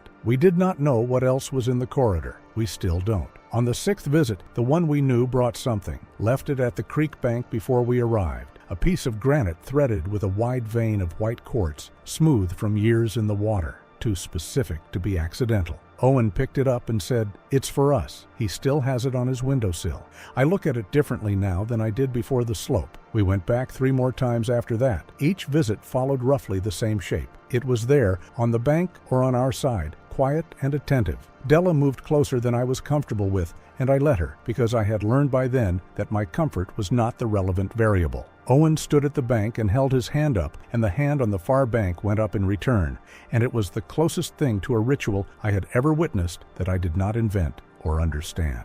On the 8th visit, it was already across when we arrived, not at the tree line, closer, maybe 30 feet, sitting against the base of a fir, the way it had sat at the creek that first day Della found it. Owen walked toward it without hesitation.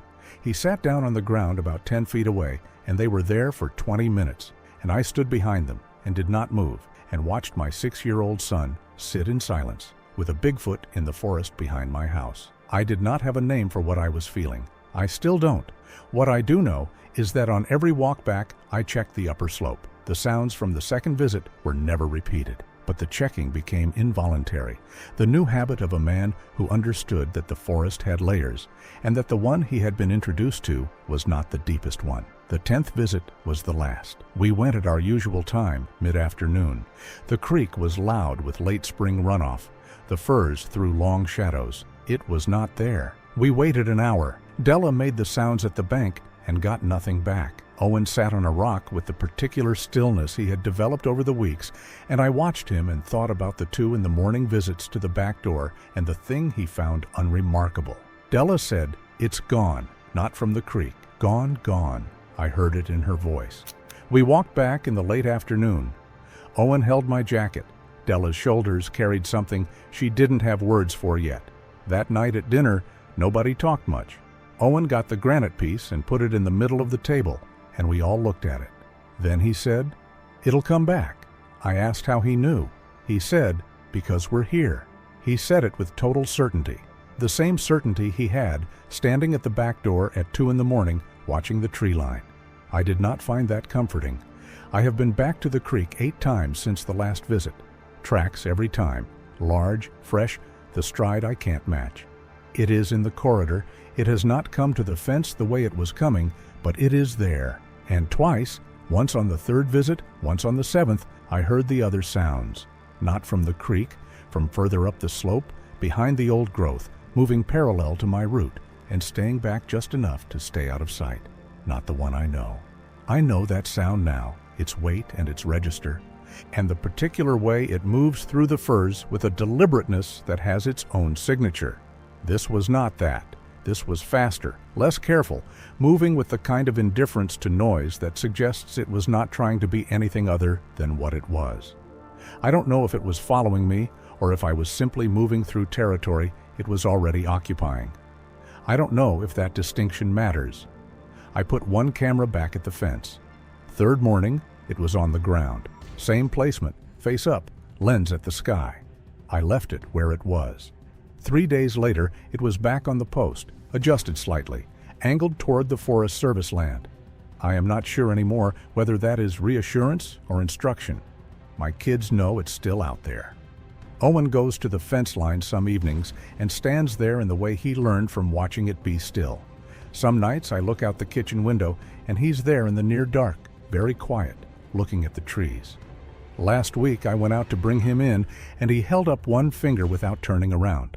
"Wait." I waited. The tree line was dark.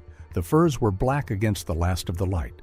I stood there for 30 seconds, 40, and I heard nothing except the wind in the upper branches and the far sound of the creek.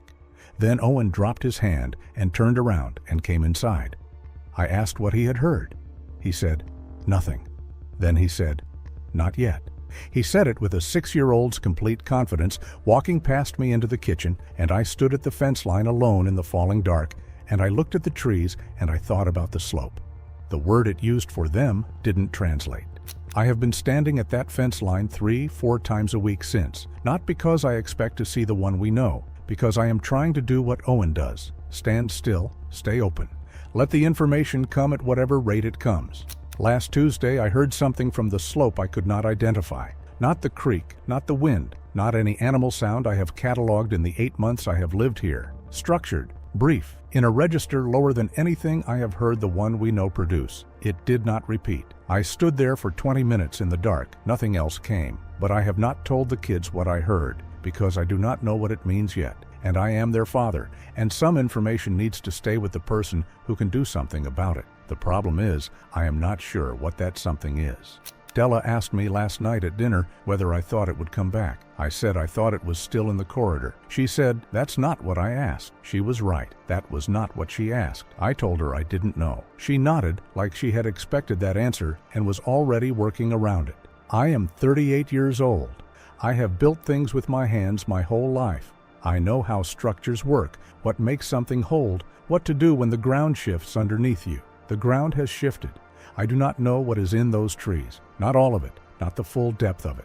I know one layer. I do not know how many layers there are. And somewhere on that slope, in a register I am only beginning to be able to hear, something is using a word my daughter cannot translate.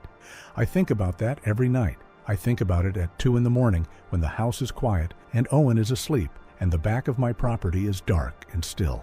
I check the lock on the back door, and then I stand at the kitchen window and I look at the tree line, and I wonder what is looking back.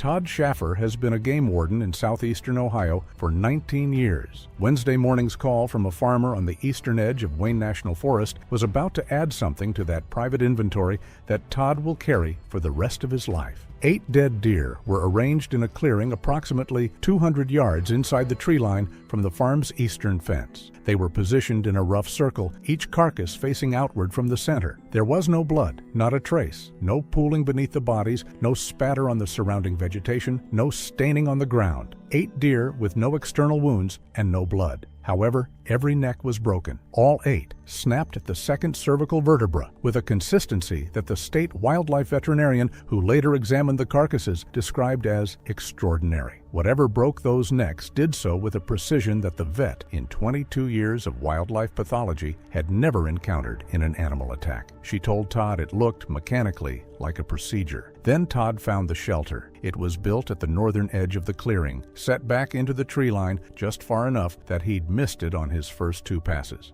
A dome-shaped structure roughly 6 feet high and 8 feet across, constructed from living saplings that had been bent and woven together while still rooted in the ground. The weaving was the thing that stopped him. Every junction where 2 saplings crossed was secured in a knot that Todd photographed and later showed to a botanist at Ohio State, who identified the pattern as nothing in any indigenous or traditional construction method she could reference. The knots weren't just functional, they were symmetrical, each one a mirror of the UI, last tied with a consistency that implied either long practice or a cognitive relationship with structure that nobody has ever formally attributed to Bigfoot. In the center of the shelter, on bare ground that had been cleared of leaf litter down to the soil, river stones had been arranged in a spiral. Smooth, palm-sized stones that had no business being 200 yards inside a forest with no creek nearby, carried in individually from somewhere else. Todd counted 31 of them. The spiral, when he photographed it from above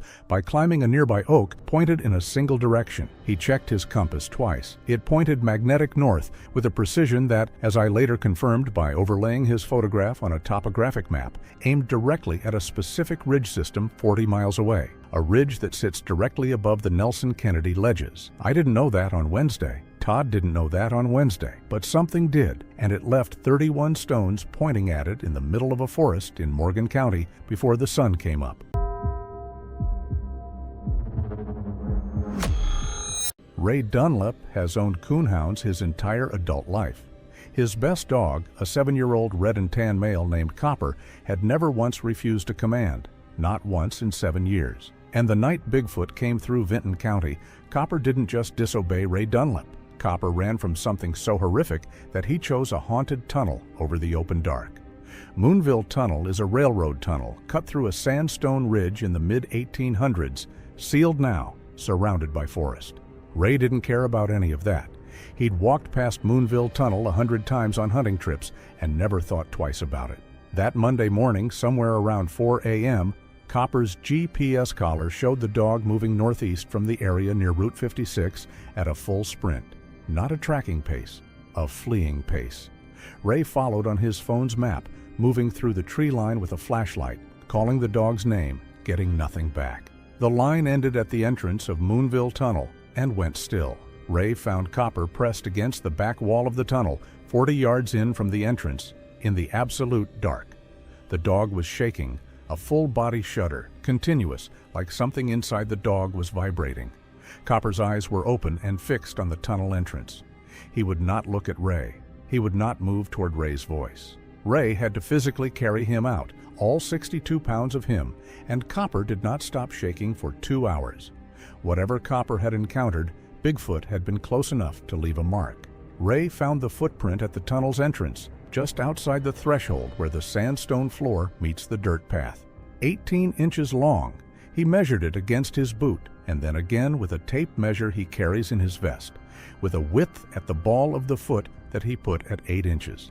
The depth of the impression in the soft ground suggested a weight that Ray, who has spent decades reading animal sign, estimated at somewhere between 600 and 800 pounds. But it wasn't the size that made him take a photograph and send it to his cousin before he'd even gotten Copper back to the truck. It was the toes. The toes were webbed, fully webbed, the way a beaver's hind foot is webbed, with the membrane pressing clear impressions between each digit in the mud. Ray has found bear tracks, deer tracks, wild hog sign, and the occasional river otter trail in his years of hunting Vinton County. He knows what belongs in that soil. He held his flashlight over that print for a long time, and what he told me was this: nothing that lives in Ohio leaves a track that looks like that. Nothing that lives anywhere he knows of is that large and built that way. And then he noticed Copper's flank. He found a burn mark on Copper's left side, circular, about the diameter of a $50, sitting in the fur without any of the surrounding hair being singed. The skin underneath was not broken. There was no blood, no discharge, no sign of infection. Webbed feet on a creature that weighs the better part of half a ton. A thermal burn with surgical precision. A tracking dog that chose a haunted tunnel over the open air. And somewhere on Route 56, the asphalt was still warm. My name is Jesse Stroud. I moved onto this property in September 2015 because I wanted land of my own, quiet mornings, and nobody telling me what to do with my weekends. I got all of that. What I did not get was any kind of warning about what was already living here before I showed up with my lumber and my big plans. The clearing crew finished on a Thursday. By Sunday morning, something had gone through the eastern edge of my property and snapped 3 trees at about 8 feet off the ground. Not knocked over, not uprooted, snapped, like someone had grabbed them and just broken them the way you'd break a pencil. I walked out there with my coffee and stood looking at it for a good 5 minutes, trying to work out what could have done that. My first thought was wind. My second thought was that I have lived through plenty of wind, and wind has never once snapped a tree at a consistent 8 feet like it was trying to make a point. My third thought was that maybe I should have bought that condo instead. I told myself it was probably the clearing equipment. Maybe one of the crew had clipped them on the way out, and I just hadn't noticed. I went back inside and finished my coffee and felt pretty good about that explanation for about 2 days. Then I found the footprint. It was in the mud at the creek edge on the eastern boundary, 14 inches long, 5 toes, pressed so deep into the ground that whatever made it had to be carrying serious weight on that foot. I put my own boot next to it, and my boot looked like a child's shoe. I stood there staring at it, and then I looked up at the tree line, and there was not a single bird calling, not a single branch moving, nothing rustling in the undergrowth, just total dead silence on a morning that had been plenty noisy 5 minutes before I got there. I went home and sat at my kitchen table, and I want you to know that I am a practical man who does not panic. So naturally, I ordered 6 trail cameras, 2 motion sensors, and an audio recorder, and had them shipped overnight. I had the cameras up by Wednesday, 6 of them spread across the eastern boundary, covering every angle I could manage, strapped to trees, motion activated, night vision on all of them. I have set up trail cameras more times than I can count for deer season, and I can usually get through the whole process without thinking too hard about it. This time, I kept stopping, not because the setup was difficult, but because the woods were doing that thing again, where everything goes quiet the moment you pay attention to it. No birds, no squirrels, nothing moving in the undergrowth. Just me out there screwing mounts into bark and trying not to feel like I was being watched while I set up equipment specifically to catch whatever was watching me. I finished around noon, walked back to the house, and told myself that whatever showed up on those cards was going to have a perfectly reasonable explanation. A bear maybe, an unusually large one. I was going to pull that footage in a week and feel a little embarrassed about the overnight shipping charge. That is not what happened. I pulled the first card after 6 days. I sat down at my kitchen table the same way I always do, coffee on the left, laptop open, ready to scroll through a week of deer and raccoons and maybe a coyote if I was lucky. The first 3 nights were normal. Deer moving through at dusk, a possum at around 11, the usual. I was actually starting to feel good about myself and my very reasonable bear theory. Then I got to Thursday night at 2 a.m. and I stopped scrolling. It was upright. It was massive, moving through the eastern edge of the cleared zone at a pace that was slow and deliberate in a way that made my stomach do something unpleasant. I rewound it and watched it again. Then I watched it a third time, leaning close enough to the screen that I could see my own reflection in it. I have been hunting my whole adult life, and I know what every animal looks like on a trail camera at 2 in the morning. I know what a bear looks like when it stands up. I know what a tall man in dark clothing looks like. I know what shadows do at the edge of an infrared field, and this was none of those things. I sat back in my chair and looked at my coffee going cold on the left side of the table, and I said it out loud even though there was nobody in that kitchen to hear it. Bigfoot, not as a question and not as a joke either. Just the word sitting there in the air because it was the only one that fit what I was looking at, and I am too old to spend energy pretending otherwise. I called my brother that same night and told him what was on the footage. He asked me to send him the clip. I sent it. He called back 10 minutes later and told me it was a bear and that I needed to get out of the house more. I thanked him for his input and hung up. And then maybe 4 days after I pulled that first card, I was out at dusk checking the cameras and topping up the batteries on the 2 eastern ones. The light was going flat the way it does in late October, that gray hour where everything loses its edges and the tree line just becomes one long dark wall. I was about halfway through swapping the battery on the second camera when I heard the undergrowth shift. It was not the sound of a small animal or a branch settling. It was the sound of something with serious weight behind it, adjusting its position the way a large animal sounds when it has been standing still for a while and decides to move. I stopped what I was doing and looked up. It was standing at the edge of the trees about 50 feet away from me. I know what you are probably picturing, and that is not what this was. It was not lunging at me, and it was not screaming. It was just standing there in the gray light, looking directly at me, the way you look at someone who has walked into a room they were not invited into. That was exactly what it felt like too, standing there holding a trail camera battery in my hand like an idiot, like I had walked into a room that belonged to someone else and gotten caught. Neither of us moved for close to a full minute. I counted because I needed something to do with my brain that was not panicking. Then it stepped back into the trees and was gone, and I stood there in the gray light alone and noticed that my legs had started shaking at some point during that minute without asking my permission. I went inside that night and pulled up the footage from all 6 cameras covering the eastern boundary. I was looking for a better angle of what I had just seen, something that gave me more detail than my own 2 eyes had managed in that gray light, and I did find it on camera 3. There it was, same figure, same tree line, pretty much exactly what I remembered. But then I checked camera 5, which covers the area behind and to the left of where I had been standing, and I watched it once, and then I watched it again, because my brain was genuinely refusing to process what my eyes were seeing. While I had been standing there staring at the one at the tree line, a second one had come out of the woods on the left side of the property and closed to within 60 feet of me from behind. 60 feet away, and I never heard it coming, never felt anything behind me, never had a single instinct fire that told me something that large was standing that close to the back of my head. It just stood there the whole time I was having my little staring contest with the first one. And then, when the first one stepped back into the trees, the second one turned around and walked back into the woods like it had somewhere else to be. I sat with that footage for a long time that night, because here is what that means. 2 of them, that close, and nothing happened. Which sounds like good news until you really think about it. Something that size deciding not to act is not the same as something that size being unable to act. That was a choice. And whatever the reason behind that choice was, I was fairly certain it had nothing to do with being afraid of me. After the footage from that night, I stopped thinking about this as a trail camera project and started thinking about it as something I needed to actually understand. So I spent a few days doing something I probably should have done before I ever signed the deed on this property, which was looking into the land itself. I pulled the survey maps and walked the property with them, tracing exactly where the clearing crew had worked against what I was finding on the ground. And when I laid those 2 things on top of each other, the picture that came together was not one I felt great about. The stand of trees I had taken down was not sitting in a random patch of forest. It was sitting directly on a natural corridor that ran along the eastern boundary, following the creek line, moving through a gap between 2 ridges to the north.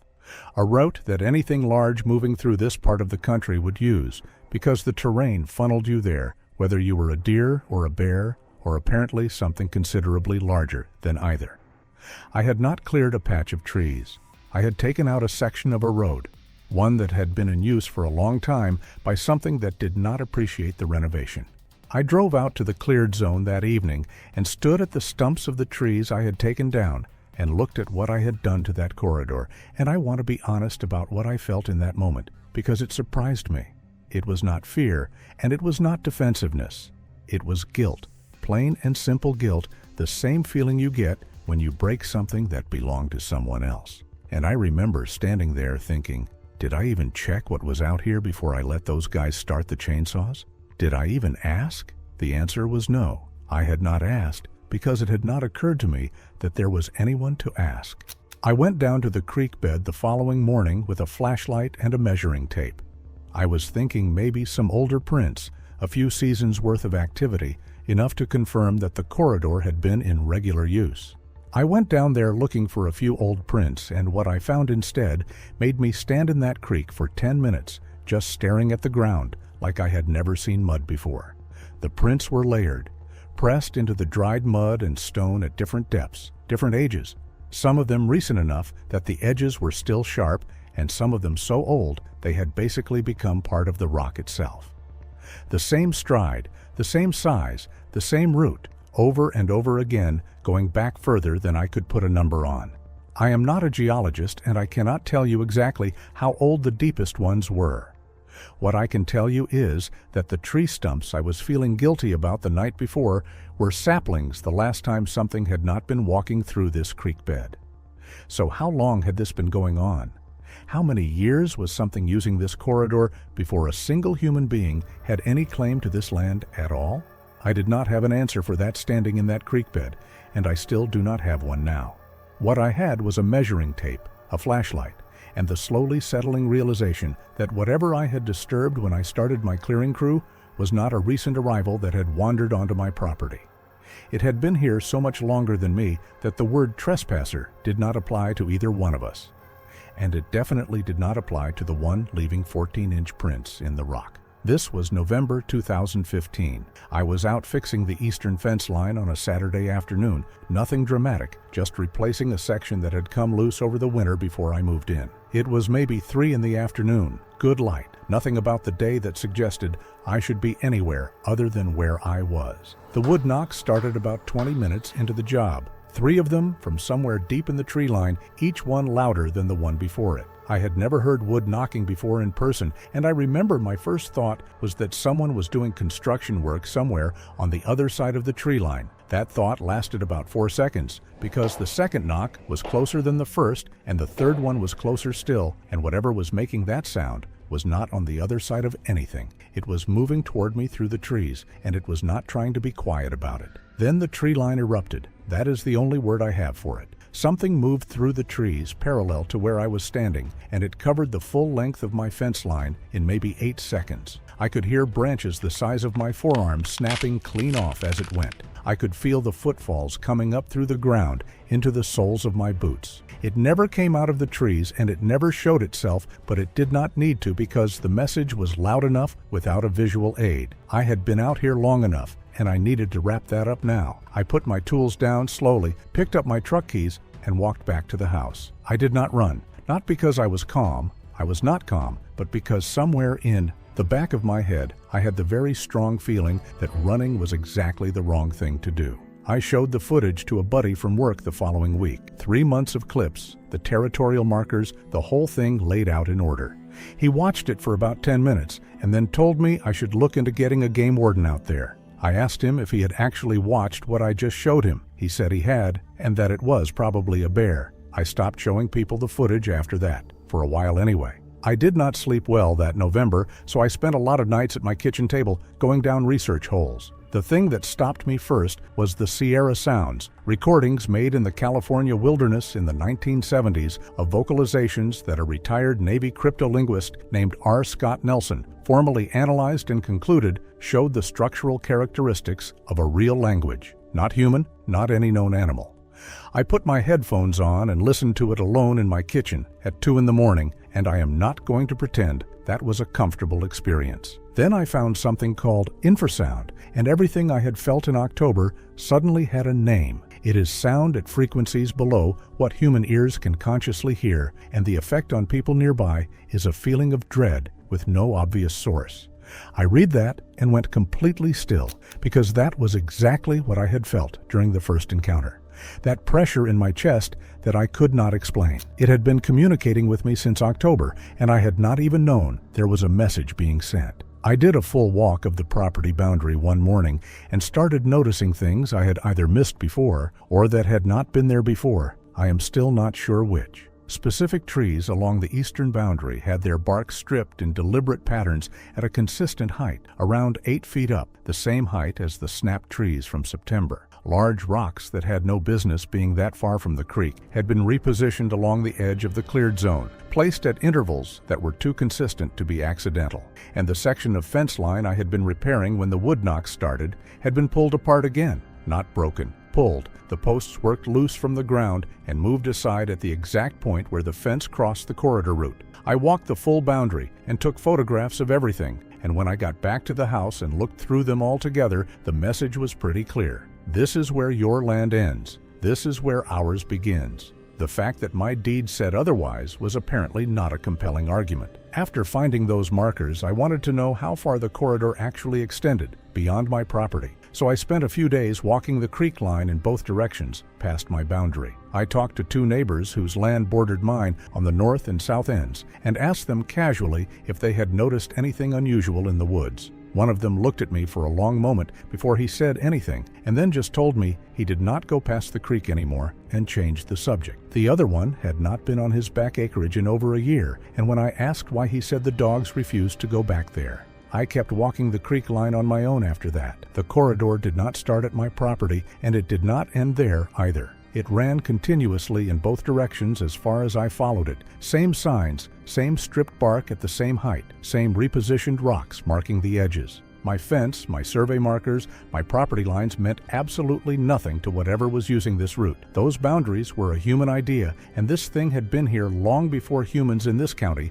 had started drawing lines on maps and arguing about who owned what. I remember standing at my northern property marker, this little orange stake in the ground that I had paid a surveyor $400 to put there, and thinking that it was probably the most meaningless $400 I had ever spent. I found the first one on a Monday morning in December 2015, a full-grown deer at the edge of the cleared zone, right where the corridor met the boundary I had disturbed. It had not been killed there. The ground around it was not disturbed enough for that, and there was barely any predation damage on it. It had been carried there and set down in that specific spot, deliberately, and I already knew by December what was large enough and strong enough to do that on my property. What I did not know was why. 2 weeks later, there was a second one at the same spot, same careful placement, same minimal damage, and this time beside it, pressed into the soft ground, was a handprint, 4 fingers and a thumb, the palm roughly twice the width of mine. I put my own hand next to it and looked at the size difference for a while. Something that leaves a print that size had just carried a full-grown deer across my property and placed it at the edge of my cleared zone like it was making a point. And I think that is exactly what it was doing. It was not a gift, and it was not a coincidence. It was a demonstration. It was showing me what it was capable of carrying, how close it had been to my property line, and how little my cleared zone meant as a boundary to something that size. Up until January 2016, everything had been happening at the tree line. The encounters, the markers, the carcasses, all of it out there at the eastern boundary. That changed on a Wednesday night in January. I woke up at 2 a.m. to my dogs standing frozen in the middle of the bedroom, hackles up, staring at the back wall. Then I felt it, a pressure transferring through the exterior of the house, moving slowly from one end of the back wall to the other, like something running its hand along the outside of my house in the dark. I got my rifle and sat in the corner chair until sunrise. The porch cameras caught the bottom 20 inches of it, passing each lens as it made one full circle around the house and walked back toward the tree line. I watched that footage in the morning and understood that everything before this had been a warning. This was something else entirely. I drove to my neighbor's property that same morning, the one who had told me early on that he did not go past the creek anymore. I showed him the porch camera footage on my phone and watched his face while he watched it. He handed my phone back and told me he did not want to be involved. That was the last time I tried to tell anyone about what was happening on this property. After the night it circled the house, I started looking into who had owned this property before me. It took me about a week to track down the man who had sold it, an older farmer who had moved 3 counties away and did not have much of an online presence. I found a phone number through the county records, and I called him on a Tuesday afternoon. He picked up on the 3rd ring. When I told him why I was calling, he was quiet for a long time before he said anything. Long enough that I checked my phone to see if the call had dropped. Then he started talking, and he did not stop for almost an hour. He had experienced everything I had experienced, and then some. The footage, the wood knocks, the territorial markers, the carcasses. It had come to his house too, and he told me that when it did, it had not stopped at the wall the way it had with me. He would not go into detail about what happened after that. What he did say was that he had his family packed and out of that house in under a week, and that he had not driven past the county line since. Before he hung up, he said one thing that I have thought about every day since. He said he was sorry he had not left a note. After that phone call, I went back into the county records and started looking at the ownership history of this specific parcel of land. What I found was a pattern that was hard to look at once I saw it. Nobody stayed long. The tenures were short, some of them less than a year, and they went back further than I expected. Every few years, the land changed hands quietly, with no real explanation in any document I could find. I managed to track down 2 other previous owners besides the farmer. One was a woman who simply said she did not want to talk about it and hung up. The other was a man who stayed on the phone long enough to tell me that whatever I was dealing with out there had been going on for as long as anyone in that county could remember, and that the smart move was to sell while I still felt like it was my idea. Every encounter up to this point had been at dusk or in the dark. That changed on a Saturday morning in February 2016. I was in my backyard drinking coffee and looking at a section of roof that needed attention when I looked up and it was standing at the edge of the yard 40 feet away in full daylight. This was the first time I had seen it clearly, not through a camera lens, not in failing light. 40 feet away in the middle of a Saturday morning, and I could see everything, the full height of it, somewhere around 8 feet, the width of the shoulders, the way it held itself with a stillness that felt more like patience than anything else. It looked at me, then it turned its head slowly toward the house, then back to me. It did this twice, and then it just stood there and waited. I understood what it was saying without needing it explained. After everything since September 2015, the message was clear enough. Make a decision. Because as far as it was concerned, I was the problem, and the problem was still standing in its yard drinking coffee. I am not going to pretend the daylight encounter did not get to me, because it did. That night, I packed a bag, put it by the door, and sat in my truck in the driveway at 4 a.m. with the engine running. I had built this house with my own hands and put everything I had into this land, and I sat there in the dark, running the numbers on whether any of that was still worth what was happening. I thought about what the previous owner had said on the phone, that the people who left did not stop being afraid. They just moved their fears somewhere smaller. I sat with that for a while. Then I turned the engine off, went back inside, and put the bag in the closet. I decided I was not leaving, so I stood there and I took it, 2 of them screaming from the dark on either side of me, and then I took 1 step back, then another. I kept my eyes on the tree line and kept stepping back slowly, 1 foot at a time, all the way across the property until I hit the porch steps. I went inside and locked the door and went straight to the window that faces the eastern tree line. I stood there in the dark of my own living room looking out at the woods for a long time.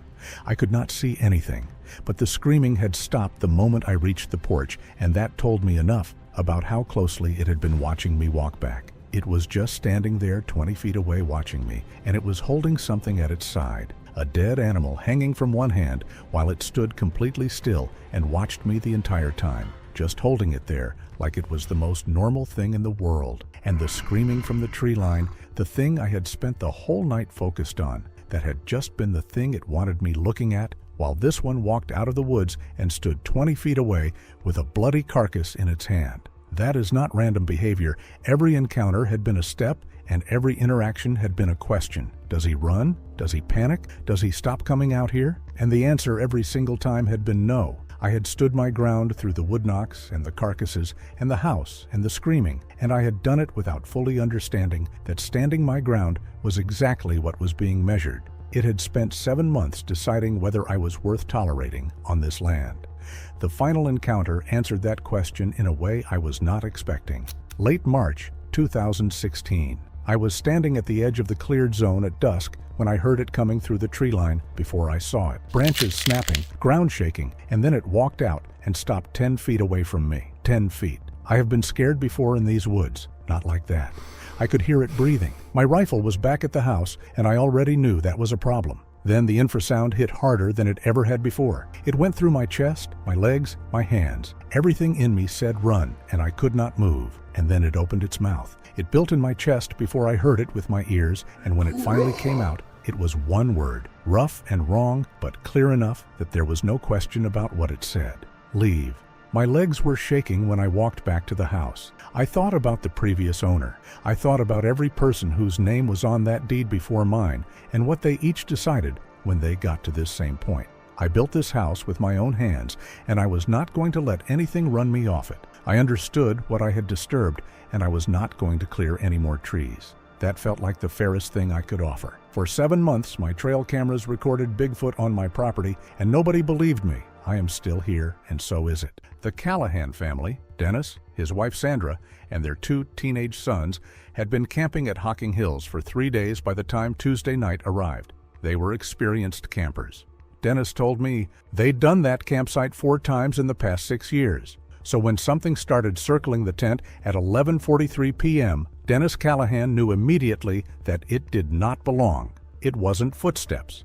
That was the first thing he said to me, and he repeated it twice, the way people repeat details they know sound wrong, but need you to understand are accurate. It wasn't footsteps.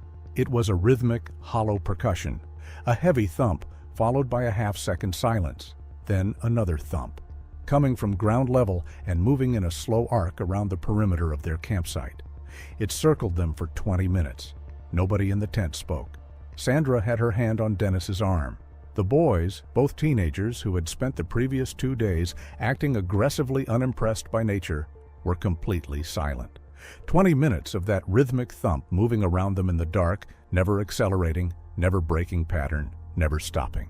And then the weather radio turned on. They hadn't touched it. It was a hand-crank emergency unit sitting on top of the gear bag at the foot of the tent, and it powered on by itself. Dennis reached for it instinctively and stopped with his hand an inch away, because underneath the static, woven into it, almost like the static itself was being shaped, was a sound that was almost a voice. He told Sandra to listen. She heard it too. Both boys heard it. It took them a moment to isolate it from the noise, and then it was impossible to unisolate. 3 words repeating. Not wood, not wood, not wood. The cadence was human. The rhythm was human. The spacing between repetitions followed the natural pause pattern of spoken English in a way that randomized static simply does not produce. Something was using the radio's frequency to push 3 words into that campsite, on loop, for 47 seconds before the unit cut to silence. The thumping stopped at the same moment the radio went quiet.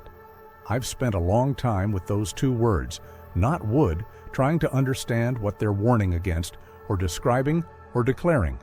Something that might be mistaken for wood, or compared to wood, announcing that the comparison is wrong. Whatever Bigfoot is made of, whatever moves through its body, the way blood moves through ours, it apparently felt strongly enough about the distinction to say so. Twice a second for 47 seconds into a dead radio in a dark gorge in southern Ohio.